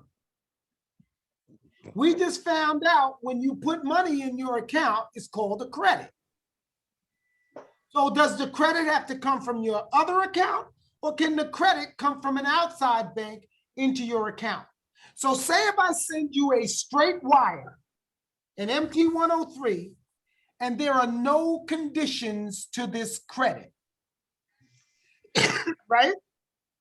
Yes. That means that I'm sending you a straight credit that tells the bank, give you this money now. And your bank is just going to give you that money because I told your bank, I'm sending you this credit and you could get this money with this 103 from the central bank, and then we're going to let the central bank debit our account on this side. So It's that like means, a cash transfer. yes, it's just a cash transfer. But I can't do that right now. No, because the funds are blocked. Now, what you can do, 103. yeah, but you can send a 700 series message, which is here, down here, because these are all SWIFT messages. And what type of message is each one? Now, 700 category 7 messages are messages where you're transferring a documentary credit. Yes. A documentary credit is still the same thing as a 103, but it has conditions. It says you can use this money on these conditions that I've outlined here in this SWIFT. And one of the conditions that I put in that SWIFT is she can use this money so long as you, the receiving bank, give me my documentary credit back after a year and a day or 2 years. I'm not just giving her my money for $90,000. I'm not just giving her 1.2 billion or whatever. I'm allowing her to use my money so that it will secure the credit line that you're giving to her to build a ship or whatever she's going to build. And then after she built the ship, which is going to take a year and a day, you could transfer the collateral over to that ship. So now you could give me my documentary credit and that ship becomes the collateral if she's paying you the loan back. Or the way I structured it, it's a non-recourse transaction, so you don't have to pay the money back because I'm using something called a 2-to-1 non-depletion framework that I got from Divine Law. How does that work? Now, this is a 700. This right here is a 701. This right here is a 705, is a pre-advice. You can use all of these types of SWIFTs depending on which ports are open. Now, this is the most common use, is a guarantee. which is an MT 760. You see an MT 760? That's the one that we send as a guarantee. That's the LC or the BG. Yeah, that's called a BG, a bank guarantee. Yes. A 767 if I want to amend the verbiage after I've already sent you the guarantee. If they want me to say, well, we don't believe it came from you because it came from a third party, follow up with a 768. So we'll acknowledge it again by a SWIFT 768. If in the event that we're sending, because say we sent the guarantee to you, you never gave her the credit line and you never gave us our instrument back. Since I'm the issuer of the 760, I could send a 769 and reduce that 760 to 0 and take my instrument back. Yes. That's why this system is so secure. And that's why, King Oyanka, that we can't eliminate the central bank, because then we got to recreate all of this stuff when we're doing your currency. So we're going to use the system that's already in place. And now you see why. And the reason why we send an MT 799 and it's a free format message is because a MT 799 is a pre-advice telling the bank, we have the money here in her account, and this is her account statement right here, her balance, what I just showed you, you remember, with all the money. Here's the account statement. Here's the coordinates where you can log directly in to the eBank portal and see that the money is there.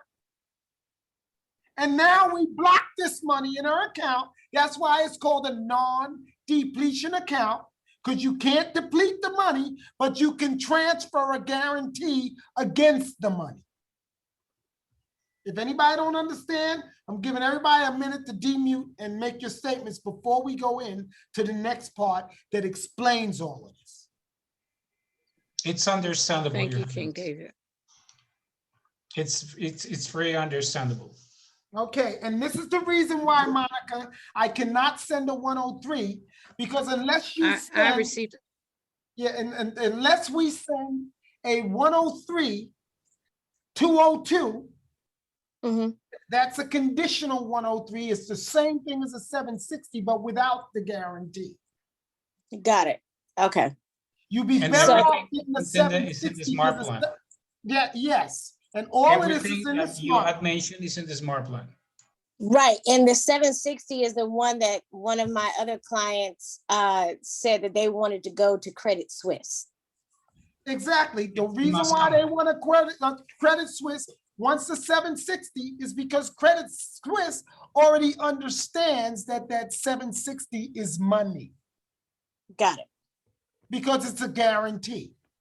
Now, in order for Credit Suisse to get this guarantee from HSBC, there's some verbiage in that guarantee, and you're going to see this in almost all standard verbiage, and it says all charges are for the applicant, right? Right. And what does that mean? That means they're going to charge you a fee, letter of credit fees. All charges are for the applicant means that the applicant is going to pay the fees. And for people who say there are no fees, let me show you that every transaction that has anything to do with Rothschild has a fees. Yes. And who's Rothschild? They own it all, the whole network. Now, let me show you what the fees, because every time we send a SWIFT on your behalf, or anybody sends a SWIFT on our behalf, they're going to send that SWIFT and they're going to charge us fees. I'm trying to find Your Highness, and nothing is for free. Nobody works not for so free. much as that it's for free. It's That's not the because it concept costs at all. money. You cannot transfer funds from your account to others' account just for free. I believe they understand it's not for free. I think what everybody is always concerned with is the amount. That's the only thing Let me tell you why the only reason why the amount is so much less with us is because we own 17 of these banks. Correct. If you wanted to do a letter of credit on a lease, now under your transaction with the smart plan, these funds are legally owned by you, but placed in trust with us. So that In means perpetuity, that in perpetuity, right? no, that perpetuity has nothing to do with what I said. No, the collateral is perpetuity. No, anything could be perpetuity. But what I mean by, what was I getting ready to show you? I was going here to show you Swift info. Yes, Swift transfer cost. Swift cost. Maturity date of this SWIFT is 1 year plus 1 day, isn't it? And it could be, or with rolls and extensions, it could go anywhere. Yes. So let's say Swift cost for a leased instrument versus a owned instrument. What is the difference between a leased instrument and an owned instrument? Does anybody know? One is new and the other one is seasoned. No, because the lease instrument, you cannot take it into trade. Yes. The reason why you can't use a lease instrument into trade is like using a lease car and you going to risk it against a transaction where they could take the car. You can't do that because you don't own the car. Because I own the car, yes, absolutely. Yeah. So a lease instrument, the low leasing fee, this company also does lease instruments, right? Like US Capital. But what they charge you for the instrument is 8 plus 2, which is 10% total from a rated bank for the same instrument you getting from us, 400 to 200,000. And that's 2 to 10, that's 10% of the face amount. So if it's only 100 million instrument, you ain't getting it unless you pay 10 million, and you still can't use it for nothing but credit enhancement. You can't even trade it. And this is average everywhere. Right. Now, if you purchase an instrument, if you want to buy an instrument purchase prices average, HSBC. HSBC purchase price, bank, say SBLC, make it easier. SBLC purchase price.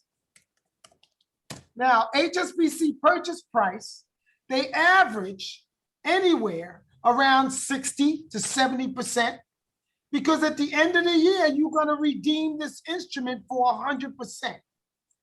Yeah. So you giving them 60% now, and at the end of the year, you're going to bring the instrument back to HSBC, and they got to honor this guarantee, and they're going to debit your account 100% of whatever the face amount is on that instrument. It's like a bond, like a super pacelli. Yeah. But the difference is it ain't backed by gold, it's backed by the company itself. And as long as they in business, they got to pay that SPLC, or you would have to take them to court. Their credit rating is going to go down, or they'll try to renegotiate to give you another instrument. Because of the asset. Because they don't have the cash. And that's what happened to Standard Charter the other day when the trader came back to us and he said Standard Charter's rating was too low, but he will take US Capital. Remember that? And he got on the phone and told us that. I made sure I allowed you people, everybody, to hear my conversations direct with the trader. I said, since Vietnam is locked down and both Exim Bank and the sending bank to your bank, sending the SWIFT, neither one of those banks he don't care about. The only reason why he was taking it is because US Capital Private Bank was guaranteeing the money if there was a default. So he said, well, I do have a US bank, so we don't have to wait till the 15th of June till the lockdown is over to do the transaction for all of your people, since you paid for all the SWIFTs. Because I did. I paid for these SWIFTs. They are not free. because we had to pay money to transfer the money to the bank office's account so he can get his account funded too. Thank you very much, Prince David. Okay, so what happened was he said, I said, well, Thank you, King David. I said, listen, can we send it from a US bank?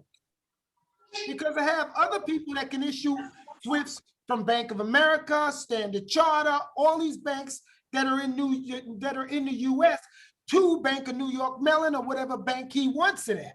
So he said, yeah, if you got an instrument coming from the US and it's a bank that we'll accept, we'll go ahead and start while we're waiting for the rest of the people to come through on the 15th. Okay? So what happens? I gave him Standard Charter because I can get Standard Charter done for little or nothing. Because Standard Charter also owes us money too. Wow. So he said Standard Charter is a non-rated and unacceptable to receive in the US. But it's fine for Vietnam if you want to send it to Vietnam. But sending it to Vietnam is the same problem that we got now, because Vietnam is shut down because of COVID. You follow me? So now I can send it from Bank of America. I can send it from JP Morgan because I got money in JP Morgan. All these banks, US Capital, have money. That's why on the video it says we have the controlling interest of 17 other prime top banks, because they all have gold certificates that belong to us. That's where those gold certificates went. From the gold, physical gold that we're holding.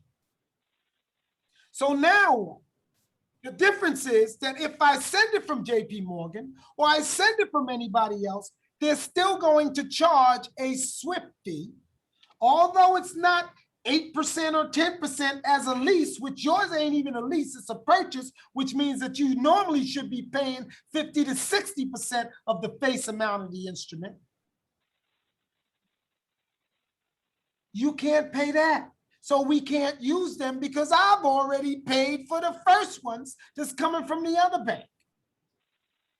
Why should I pay twice? When they're already holding my gold, not the physical gold, but they're holding collateral instruments against the gold. And it works just like if they hold the collateral instruments against the cash in your account. US Capital cannot count that cash, because it's been sent over by 760 to the other bank. So it goes off to one person's ledger and on to the other person's ledger. If you're using that funds when it's on somebody else's ledger, that means that it's a fraudulent transaction, because two banks can't use the same money at the same time. Does that make sense? Yes. Yeah. Okay. So now we have an understanding of what's going on with the transactions. And I hope that I cleared up a lot of things about what these bonds represent that you guys gave me. Let me clear that up.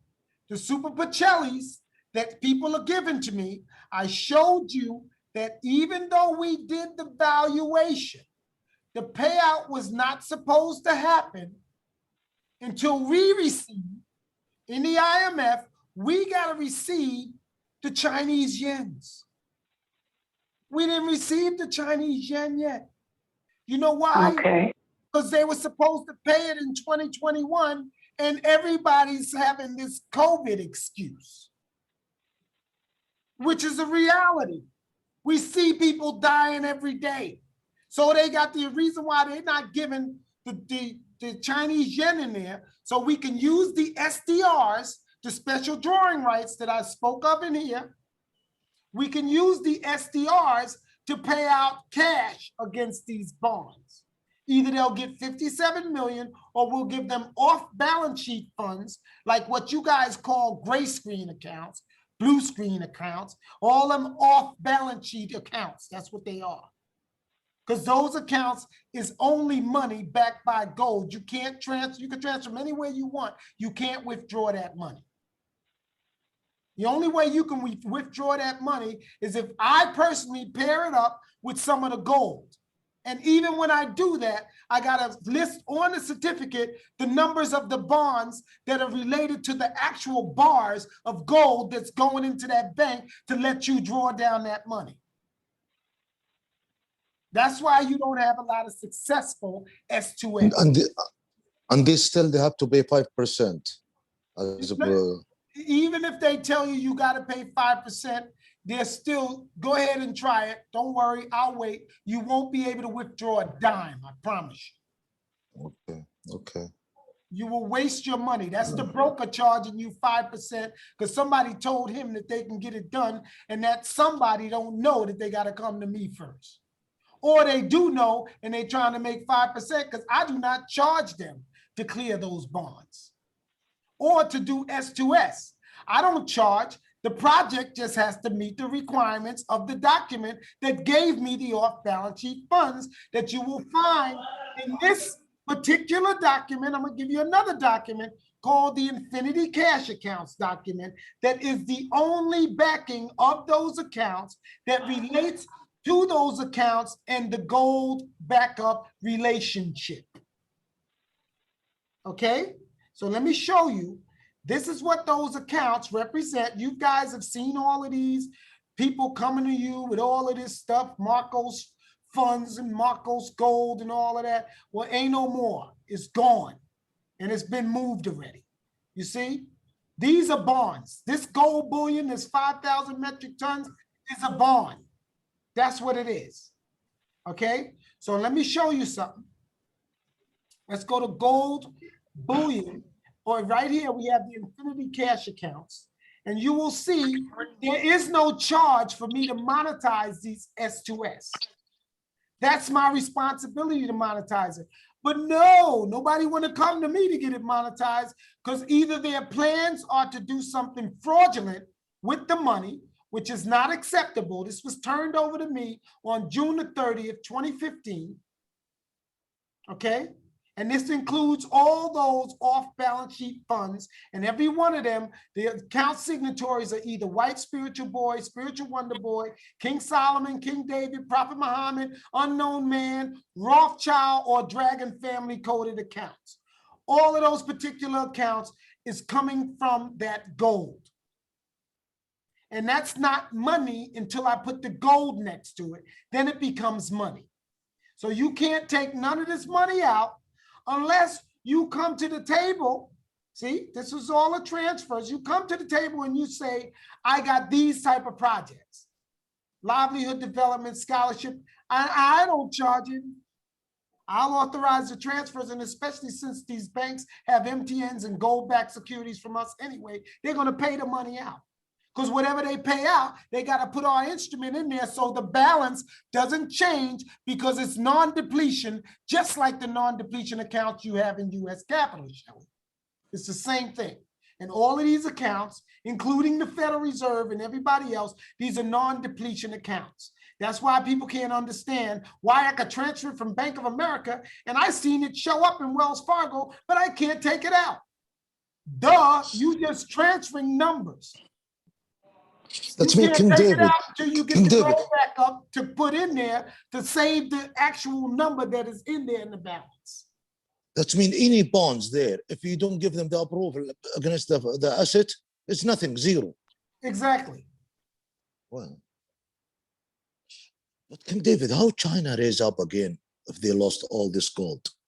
How did they raise up again? Yeah. They did it the way the U.S. did it. They're very smart. They watch the U.S. monopolize and make money off its people, and they're doing the same thing right now. And since they got 2 billion people, they could collateralize a whole lot more birth certificates. The U.S. only has 324 million. That's the reason why they said China's going to be the new world economy. But guess what? Yes. Africa has more people than them. Yes, I agree, 100%. That's why I told King Oyanka that is on this call that we need to collateralize by gold, because when those fiat currencies crash, we learn, and we're currently learning in this video, they always return to zero. So let's get back to this and let's go through. That's true. Clear all drawings. Okay, now I know we halfway through this and some of you guys got in here late, but this whole thing is being recorded and I will make sure that I save this and I'm gonna send everybody a link to this video with the explanations and everything we just went This over. is a pool, but it's not a pool of water. This is the currency pool. And these are prices. And if you expand the currency supply, prices like a sponge in water have to rise to suck up the excess currency. Governments never stop printing more currency and adding currency to circulation. Therefore, prices keep on going up, not because the stuff that you're trying to buy is changing. The real estate doesn't change. What has changed is the currency purchases less and less. It's the currency going down, not prices going up. Now, didn't I just say that? The currency's going down? There's no price increases on oil and anything like that. That's because they keep giving you guys stimulus packages and you taking them, but you don't realize that guess what? Every time you take a stimulus package, you got to pay the debt back. The government ain't paying nothing. Look, all they're doing is printing more IOUs, which is USD and everything else. This is a real-time view of it. You see this? $86 trillion in debt that your children got to pay for. The day they born, they already owe $226,000. So if they make $226,000 over the first 10 years of their life and they die, they made nothing. But the government needs to collect on the deficit. That's mean United States is bankrupt already. The United States has been bankrupt since 1933. My U.S. God. bankruptcy date. They've been bankrupt since 1933, and then in exchange for their bankruptcy, they came out with something called the New Deal, where they started issuing you guys Social Security cards, and they started using your birth certificates and using the people as collateral. This is the Emergency Bankruptcy Act under Franklin Delano Roosevelt of 1933, where they enacted House Joint Resolution 192. And the only reason why they had to do this is because, and this was the 93rd Congress, a joint resolution to establish a national policy relating to conversion of the metric. No, not that one. Don't try to get slick. It was in 1933 at 4 p.m. Where is it at? House Joint Resolution 192 redemption. Because this happened on the private side. So now you see how slick they are? They try to create something on the public side so you can be confused. Let's see. Was it ever repealed? No. House Joint Resolution. This is to redeem your straw man birth certificate. Let's see. Let's go to, I want to pull up the actual House Joint. And you know what? I have the original. This is where they said that it became legal tender. Here it is. Originally printed in United States Government Printing Office in 1934. This is the printed copy. Where is it at here? There you go. In Public Law 7310. You see that? But they, you know what? As long as we don't read, they're going to keep doing this to y'all. This is on the private side. Amen. This is the whole thing. And now they made it so if anybody Google it, they're going to think it got something to do with this new thing I just saw. And I ain't never seen that before. What they did was they used the citizens as collateral. Under the same thing I told you, capitis diminutio maxima. And they created GDP out of thin air by telling the people that they traded the birth certificates for Federal Reserve notes. That's why we owe the Fed all of that money. You see that? The source of this US debt is from where? The Federal Reserve. Look where it says US debt clock. It tells you that's the source of the real-time running total. The source of Washington, D.C. is the US Treasury. That's only 10 square miles, Washington, D.C. That's how much the Congress people taking off the money. And guess who paying the debt back? You. That's why the prices keep going up. So every time you take another stimulus, the price of a loaf of bread gonna go back up 20 cents more or 30 cents more. So you don't want a stimulus. You better start bartering. Because your knowledge and your energy is where all the real money is coming from. When you get that stimulus, you're just making debt that you'll never be able to repay. Truth is, what we have that makes our world work right now is a big story. None of it's real. It's all just promises. And if you think about it, that's how currency began to work in the beginning. You know, before we had currency, we had barter. I'll give you 3 coconuts and you give me 4 fish, because that's kind of a fair exchange on coconuts to fish.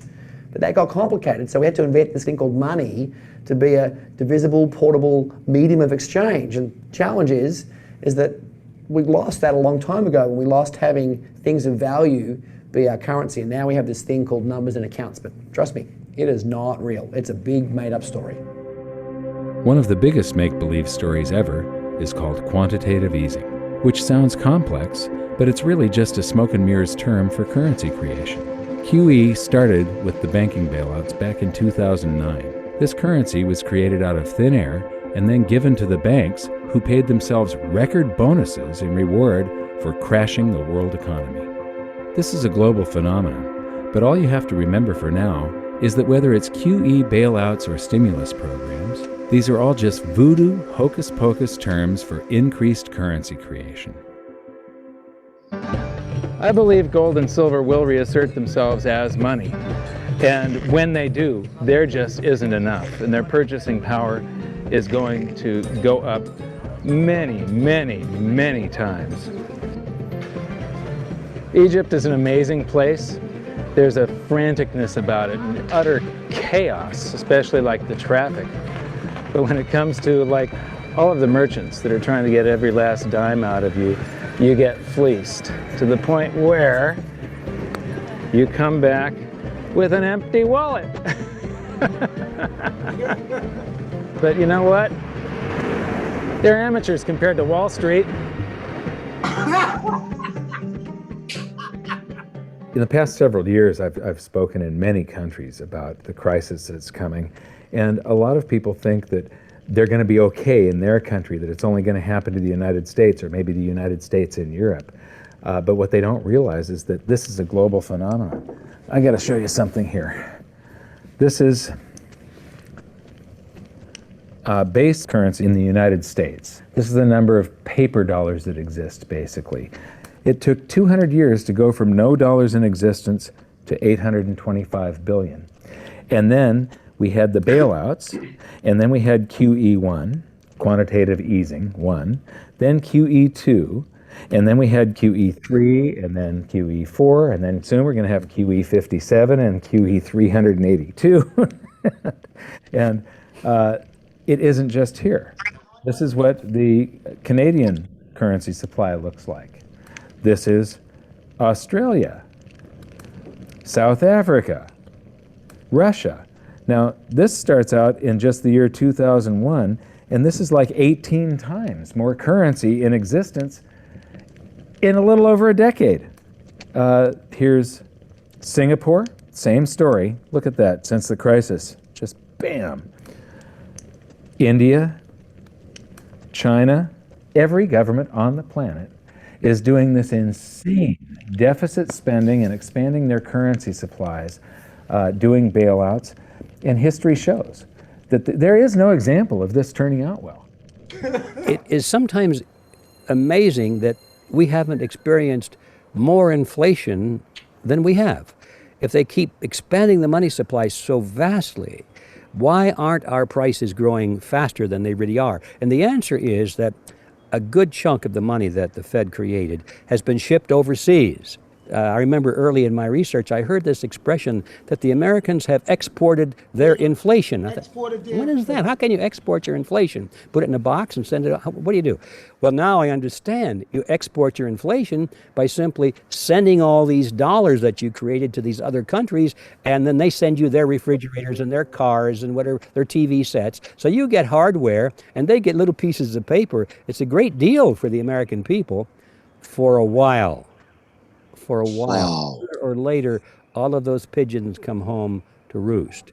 When the time comes, as it looks like it's now coming, when the rest of the world is saying, we don't want to play this game anymore, Uncle Sam's dollars are just becoming worthless, there are too many of them, we've got to find something else other than American dollars, then those dollars start to come back to America. People say, we don't want them anymore. What do we do with them? Once this revs up and we've got this little trickle of money coming back that we previously exported, once it becomes a flood and it starts to rush back, now we are getting our former exported inflation brought back to us. And then we'll see the quantity of money inside the United States grow much more rapidly, even than the Federal Reserve can create it. Now, let me show you something.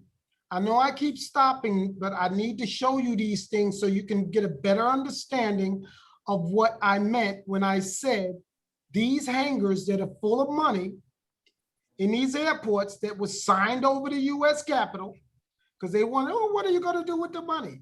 There's nothing we can do with this money.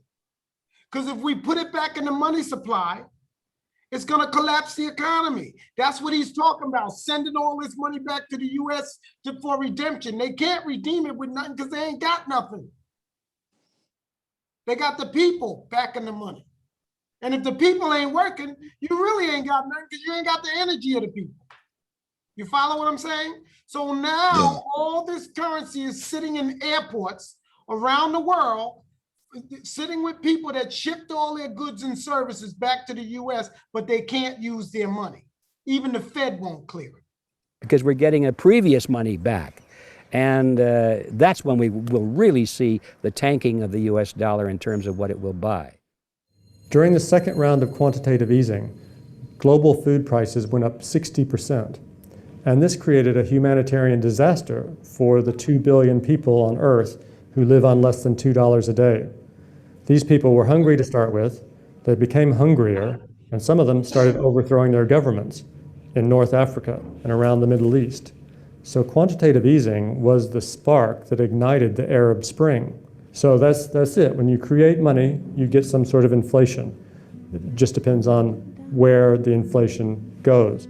It's all going down, down, down. Peasants are reeling from a game of coins and crowns. Given the premise that you have a permanent underclass or poor class, and how does inflation affect them disproportionately? It affects them basically in the percentage of their income that goes to food.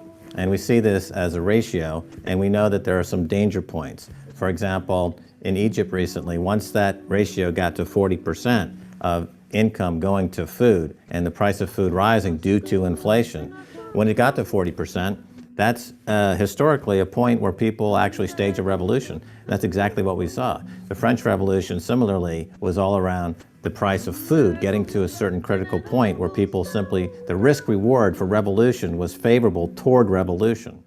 When they print it up, then it all goes down. Well, exactly right, because when you have a runaway inflation, it's punishing the very people who are most productive in society. In other words, the people that produce more than they consume and save the difference. The problem is that those productive people, the savers, save in their national currency. And unfortunately, the national currency is just a fiat piece of paper at this point. And this is the reason why I explain over and over, your money is best serving you right now in this volatile economy in hard assets. If you don't want to buy gold or whatever, you can buy things that will last, like vintage Ferraris and that sort of stuff. Because the price going to only go up because the currency is coming down. You're going to get more of your value out of those things than you would if you just leave the money in there and take it out a year later. First of all, they're only paying you 1%. And if that, and then you get that over a whole year or somewhat. Now, at the same time, they print money, so you losing 40% of your money's value every time you go shopping. You notice your shopping food bill used to be $400 for 5 people or whatever. Now you're paying $1,300 and $1,500 for the same amount of food. That's because the money's becoming worth less, not the food. So when it's destroyed through runaway inflation, that $100,000 that you were hoping to retire on doesn't exist. And the things that you were going to buy with it and provide for others don't exist either. Now what are you going to do? David. It all seems pretty scary. However, this is going to happen, and you can only play the hand that you're dealt. But the great news is that gold and silver always end up doing an accounting of the expansion of the currency supplies. Basically, the will of the public and the free markets. When governments do this kind of stuff to their currency supply, they debase it. Eventually, it comes back in inflation. People sense the loss of their purchasing power. They rush back to gold and silver, and they bid the value of the gold and silver up in the country until it meets or exceeds the value of all the currency in circulation. This is a process that's been going on over and over again throughout history, except this time it's happening on a global scale. It has never before happened in all countries at once. And that means that this is the greatest wealth transfer in history. Therefore, it's the greatest opportunity in history, and it's not going to happen again in your lifetime. And the reason why I knew this years ago and I started collecting gold. And I wish everybody on this call would have started doing the same thing, because people already sense that the price of everything is getting high. I just talked to Darlene today, and she's on the call. She said the power is off in South Africa. How broke does a country have to be when it can't even turn its own electricity on? You see what I'm Even saying? in Lebanon, no, they don't have out of curiosity. Yeah, But it's because they can't pay with their own currency, which is already debased, because it's all locked against the USD. And if the USD is debasing its currency, everything that follows the USD as a reserve currency is dropping right along with it. But King David, So now we've learned that we you're want King David. Yes. King David, if you please, we would like you to share with us based on your position as I believe the Bitcoin as you own an asset of gold. You don't think this is going to be the huge currency changing the world now? The new currency, and I'm going to explain it to you. The Bitcoin is the same thing as fiat, because ain't nothing behind it but supply and demand. Every other currency that's on the market, the Ethereum, all of that is exactly the same. So what US Capital is working on is we're creating our own, what we call, it's going to be, right now, the website is called crypto.uscapitalprivatebank.com, right? But we're going to change that, because it's not going to be crypto only. We're going to issue a website. Let's see, crypto. Oh, I didn't put a Y in there, but we're developing our own global wallet system. What is a global wallet system? A global wallet system means, so you can understand this, is that instead of you having to have a Coinbase account or blockchain and all these different accounts, we're creating a whole new system that any coin in the world can join our system for free. That means if you got Bitcoin or whatever, you can use our system to use our system to buy and sell your Bitcoin, but we're going to allow you with your Bitcoin and your coins to be issued a debit card. In addition to the US Capital's coin, which is going to be the only gold-backed crypto on the market. Why? Because the gold-backed crypto is not backed by a security, it's backed by physical gold.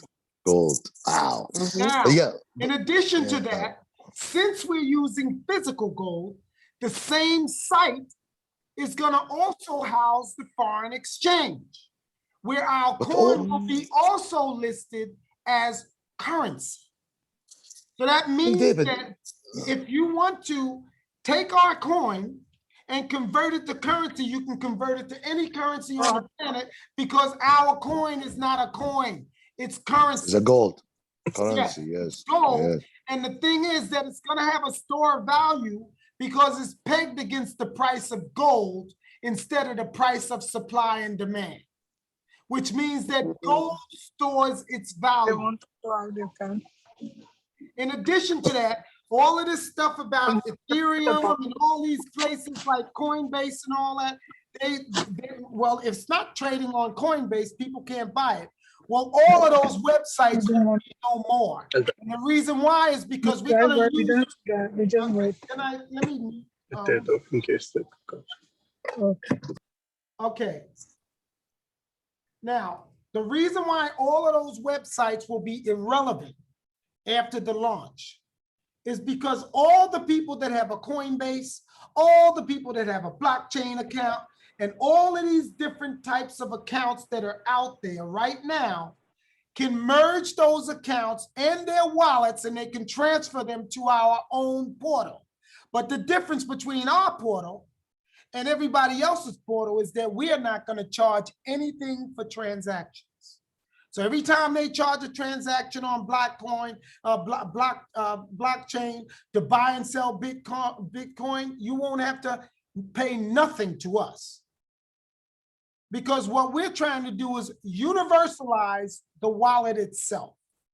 So now people that are on Coinbase, people that are on CoinDaddy, all of these different coin wallet locations where you can sign up, and all the coins that are not commercial coins. You got a lot of private coins that they don't want to put up there, and they feel like they got to charge them first so that they can get them up there.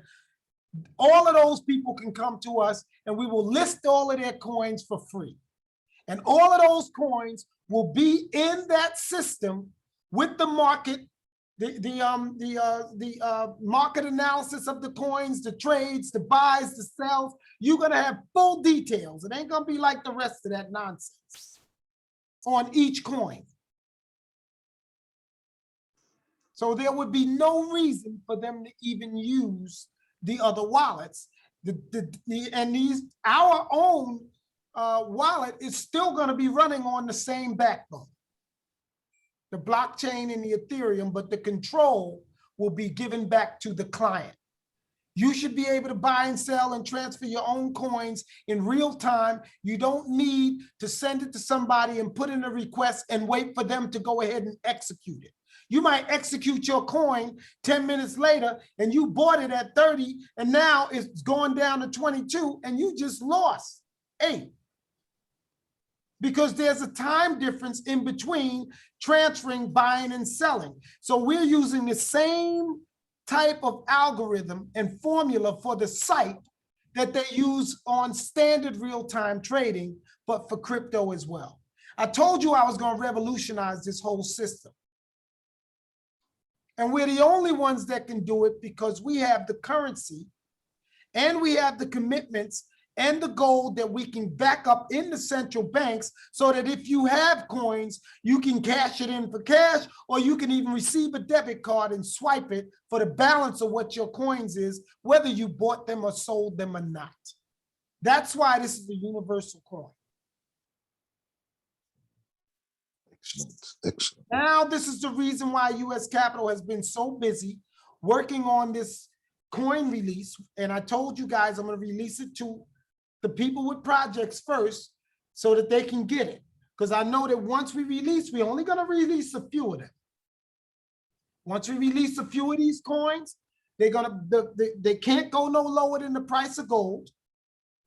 Only the projects that come in, we can do the 2-to-1 and give them to the projects at prices like $1 or whatever, because that goes hand in hand with the Infinity Cash accounts. I'm using everything that was given to me to make this happen. Now, people that just want to buy and sell the coins, that's going to be based not only on the price of gold, but supply and demand on top of that so that they can make money. on the coins at the same time. So we'll fund the projects, and at the same time, they're trading the coins, but they're trading the coins against currencies as well, because the coin is also a currency.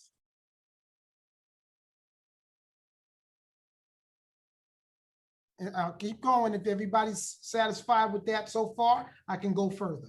Because, you know, now one of the things we're gonna do, the reason why we only releasing maybe a couple of million of these coins, although we have 10 trillion coins, and that don't even represent 1% of the gold that we got. But even though we have 10 trillion coins, it's because eventually we're going to clean up the marketplace. We're going to do swaps with all the other coins that are on the market, and then they'll only be coins that people have to worry about, and there won't be no evading of profits and breaking some people while some people making millions. Everybody's going to retain at least the price of gold so that they will never starve, even if they're traders. More detail on this will be released prior to the release to the people that have already submitted projects to us, because we want to make sure that those projects are funded. Even with the volatility of the coins going up and down, they can never reduce lower than the price that the people that got it came for. And because the people that got it, they got it for the price of 2 to 1 in the gold and the value that they need on the actual project. Like, give you an example, Christopher with his car that runs on air. That is the most ingenious thing I ever seen in my life. A car that uses the air vectors, and it's the thing that keeps sticking in my mind, Monica. We have to get that one. We want to get that one done, because people are on a stranglehold, because these markets are being controlled by people. They shouldn't be controlled by people. They should be controlled by you, the people. And that's why we're not going to have people you put in a trade and we got to wait till somebody on the back end does that trade of your crypto, and then they charge you a percentage for it. That's what Bitcoin and all of them do. No, when you do it on this page, it's done, and it's done in real time. So keep your ear out, keep listening for it when we do release it. Like I said, we're going to release it to the projects first, and then we're going to release it to the public with a real big public press release. And in that press release, we're doing away with all the fees of every wallet that's out there, because we're going to accept every wallet at US Capital. No fees for setup. You just transfer your script into it. There's no fees for setup, and there's no transaction fees as well. Okay. Okay, so I'm going to save this document. Is there any more questions so I could get back to work? If there's any more questions, please ask me now. So this way I can answer everything now and save it in this video. So any future people that come to want to figure out what's going on and who we are and all of this stuff that's going on, they'll understand that it's not just who we are, it's what we know. We know everything about what's going on, what's been going on since the invention of money. So our job is to bring the power back to the people. Ain't gonna be no more enslavement and stealing and all that. There ain't gonna be none of that going on. That's the reason why even for the governments, when we fund those government projects, they're gonna issue the time slips back to independent agencies that are gonna actually pay the people in debit cards so they get paid directly for their labor. So ain't no way anybody could get ripped off. And when the people get paid directly for their labor, as they spend money, it's gonna fuel GDP, which is gonna make sure that we have an equilibrium on prices and everything.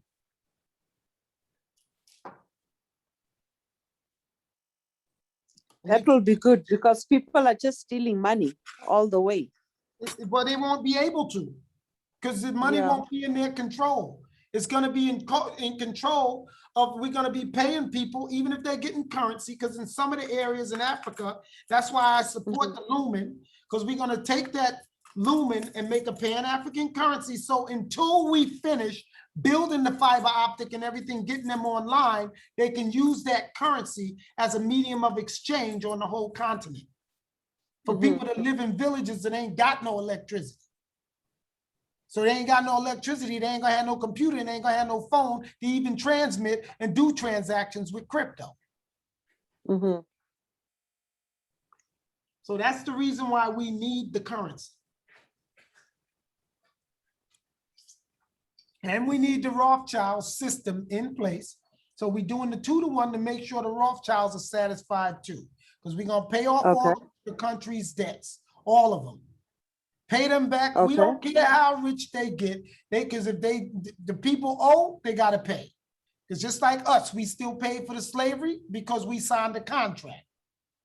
If you sign a contract to pay taxes, I ain't gonna tell you that you don't have to pay because you under contract. Next time when they give you the W-9 or the W-4, mark exempt across it in a 45-degree angle, and they will never bill you for taxes again. But you won't know that unless you read. And that's the reason why I send people to this site, sedm.org, and I'm glad I'm recording this because I learned a lot of my information from federal judges, but most of it comes from this site called Sovereign Education and Defense Ministry. Everything you need to know about taxation and invisible contracts and the straw man and all of that is in this website. And if you like me, you followed every one of these links and learned everything you could.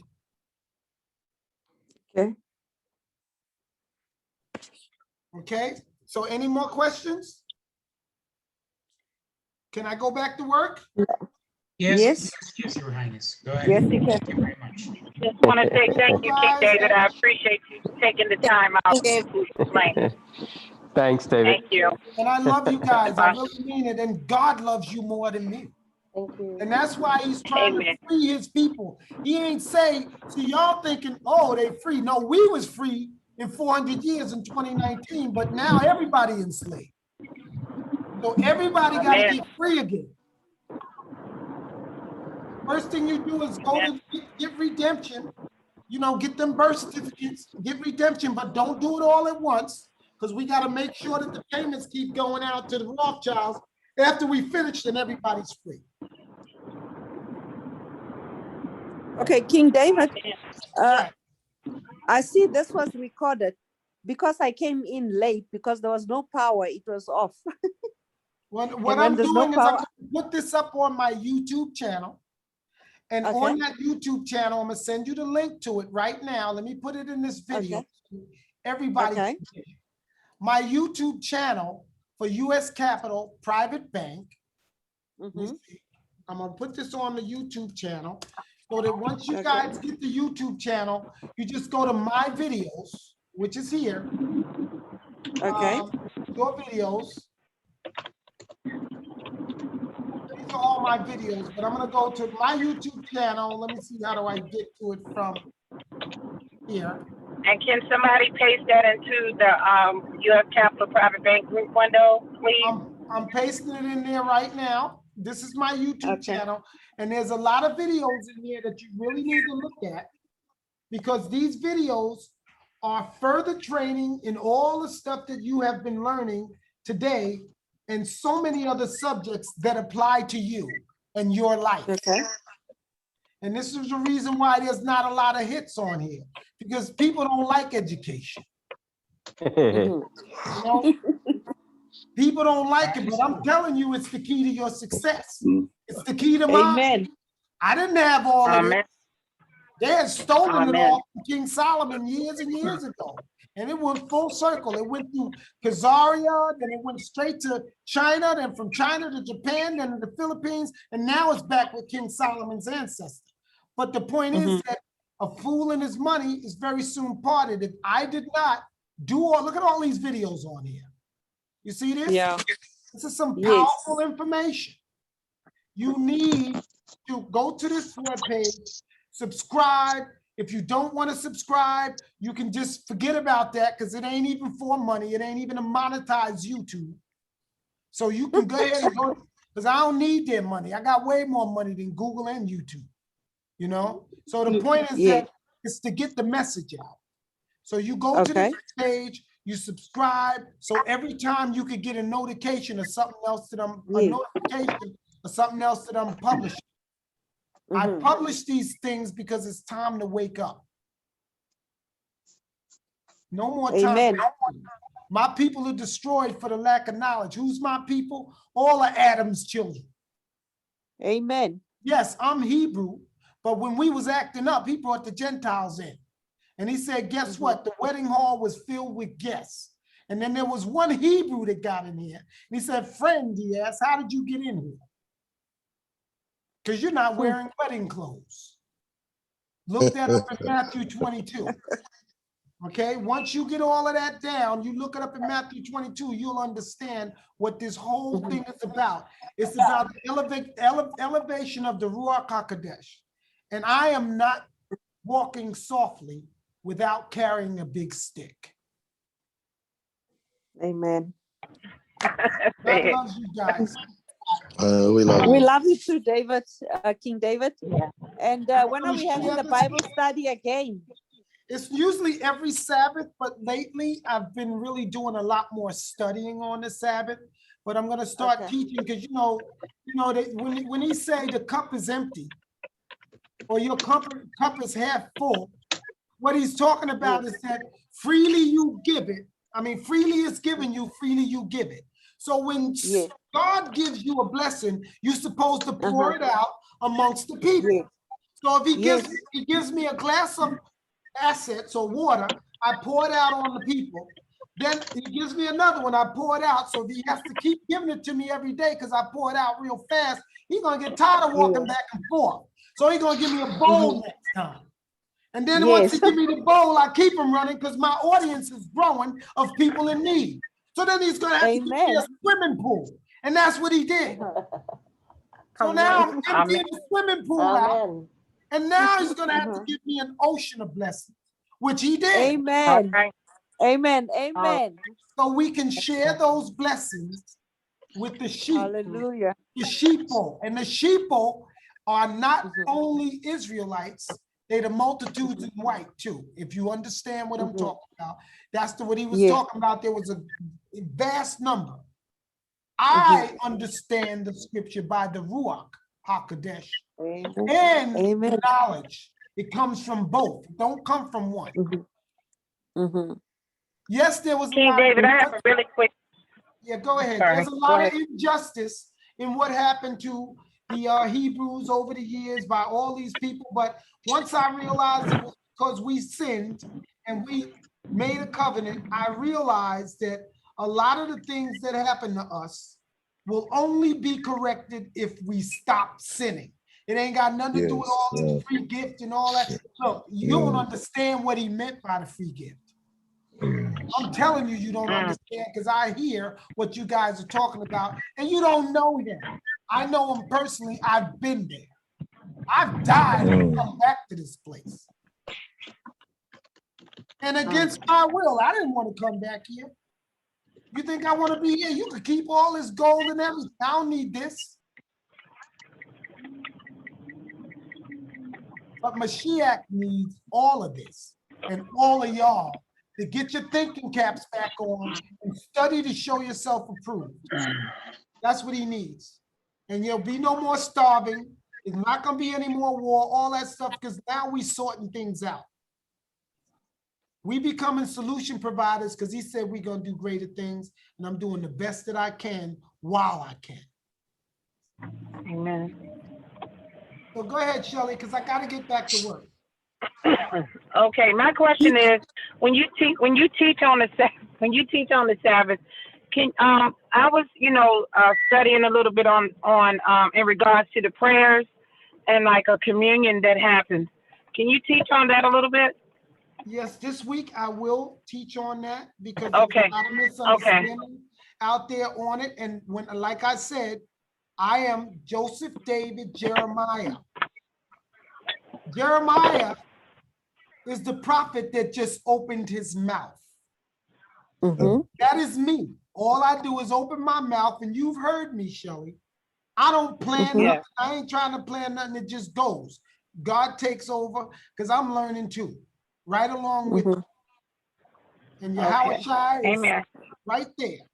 So you ask me the question again when the Ruach is taking over the Bible study. Okay. Prince David, Jose Luis here. Do me a favor, can you check your WhatsApp, please? I forwarded what we agreed upon this afternoon. Thank you. Okay. Okay, is there anything else? I'm gonna let you go, but I'm waiting on my proof of funds. This Shelley to put in that KYC. I gotta give it to the bank. Gail did them all already. They just need to be printed and signed. And I'm doing as much as I can at a time because there's so many of you. Okay, and then at a time when my wife is not actually in the office because she's dealing with some other issues of her own with her friend passing away. So the I'm working with Owen. I've been trying to get, you know, a lot of work done with Edward. Gail is doing a tremendous job. We're trying to finish as much as we can, but we also have the crypto dropping and all this other stuff happening at the same time. So please be patient. And then what happens is on the 15th, God willing, everything goes the way and they release this COVID nonsense going on in Vietnam. Then you can get some people to assist in the administration of this because all of you guys will have an advance. So then you can trade. So what I need you to do is praise the Lord. Don't overwhelm me because it's not going to shut me down because I can handle anything. But the thing is that I don't need to be all over the place. I need to be organized. Yes. King David? Yes. Yes, I did email the other day when we were talking on the Zoom. I did email the everything KYC was and the emailed project. to Nolene, okay? And Nolene is, you know, I don't read her email, but I may have to get all of that stuff out of there. The agreement that we had, and then you can see she's already started. The agreement was to take the emails and bring them into this app called the Manage It. And this Manage It app is like, these are some of the things here. It's made so that I can go ahead and tackle each thing and by the due dates and that sort of stuff. So when I go to my schedule, I can see what's due. No, what I did. Yeah, go ahead. Sorry, King David. What I did, I emailed it to your email and to Edward's email. Okay, you need to be emailing it to Owen also. Owen. I don't have but his if you email send address. it to my email, you could see that right now, and this is what Gail Taylor's naming it. Take it off. And you can see on a daily basis, I get thousands of emails. So you got to be a little patient. Yeah. And these are all kinds of stuff from verbiages to Swifts that's going out and hypothecations and ICJ documents being done, cases that are made, and all kinds of stuff. So that's the reason why, you know, if you don't get it in 2 to 3 days or something like that, chances are I haven't gotten to it yet. And it's not because of anything other than, as you can see here, I am busy. I'm not forgetting you. And I always go down into all these little green marks. No problem. I'll wait. I know you're very busy. I was just saying. Or you can ask me what you can do to help, and then I'll help you to help me. Okay. What can I do to help? Yeah. Yeah, if your account is funded already, it's faster. If you don't have funds in your account, then it's making things difficult for the people who already funded their accounts. You follow what I'm saying? Because of course they're taking priority over everything on a transaction. So I'll just have to wait for you when you're less busy, because I did email it. Yeah, when did you email it? I emailed it on Saturday. Was it Saturday? Oh yeah, you definitely. Saturday was when my wife's your wife best friend got killed in a car accident. Okay. Wow. So from Saturday up until now, everything has been moving at the snail speed because of the funerals and all that other stuff, and running back and forth to the hospital because there was more than one person in the car, many people in the car. Okay. No, man, I emailed it on Tuesday. Sorry, when we had the classes on Tuesday. Yeah, I so know, you I definitely it's didn't not get to it Saturday. yet. Look, these are Thursday and they're not done yet, but we can go back as far as, what is this, Wednesday? I haven't gone through these. Tuesday. Yeah, see, Tuesday is not all red yet. When I read an email, it changes color. Okay. See? Oh, okay. Okay, So now I Tuesday click it on was this, I gotta same. take care of this. See that? I shouldn't Yeah. have been. Jeff Canese. Following are the new coordinates for the trade programs with Vietnam. Oh, this came from the trader. Okay. This, but we're not using this. We decided to wait to the 15th because as Gail said, the same government approval has to happen because of the COVID. So we ain't gonna get nowhere by changing all the paperwork to that one. We might as well wait till the 15th. If it don't happen on the 15th, then we'll try the new bank. But I think that everything should be opening up by then because Vietnam is pretty, they don't have the numbers that we have in the US and everywhere else. Because after after I send the KYC and the project, what is the next step that happens? We went over all of that already. You need to go back to this smart plan and this YouTube channel I'm getting ready to send you. Just apply for the YouTube channel, go through the videos and look for it. I don't want to keep going over the same thing over and over, especially if you miss class. The reason why is then everybody else is hearing redundancy. Okay. You follow what I'm saying? Or I will talk to you directly separately and help you again once I get a hold of some of these emails that are already in the queue. I'll pay their salaries. Okay. No problem. King David, give our custodian to your wife. I will. I'm just trying to get a hold of her myself. She's been so inundated with this whole thing. I've been on the outside too. This is in Dubai, King David.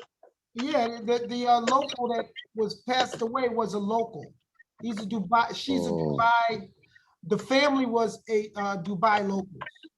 And then because we're related to them because our kids are related. Meaning that when we first got here, that was the first family we met, and we've been friends ever since. And the kids sleep over each other's house 3 days a week. So you know how that is, how it's affecting her. Because the one that was in the hospital, the little girl, my wife is her second mom. I'm sort of like her second dad. Because you know, y'all, those of us, some of you on this call know who Salma is already. And they know who her mom is. So yeah, so we express our condolences for what happened, but it doesn't stop there because we have to also make sure she's okay because you know she was being raised by her mom and most of the time no lean. Oh, sorry about that. Okay. Yeah, sorry about that. So let me get back to work so I can actually get on top of some of these things. And we can get something done. Okay? Okay. Thank you so much. Thank You're you. welcome. Thank you.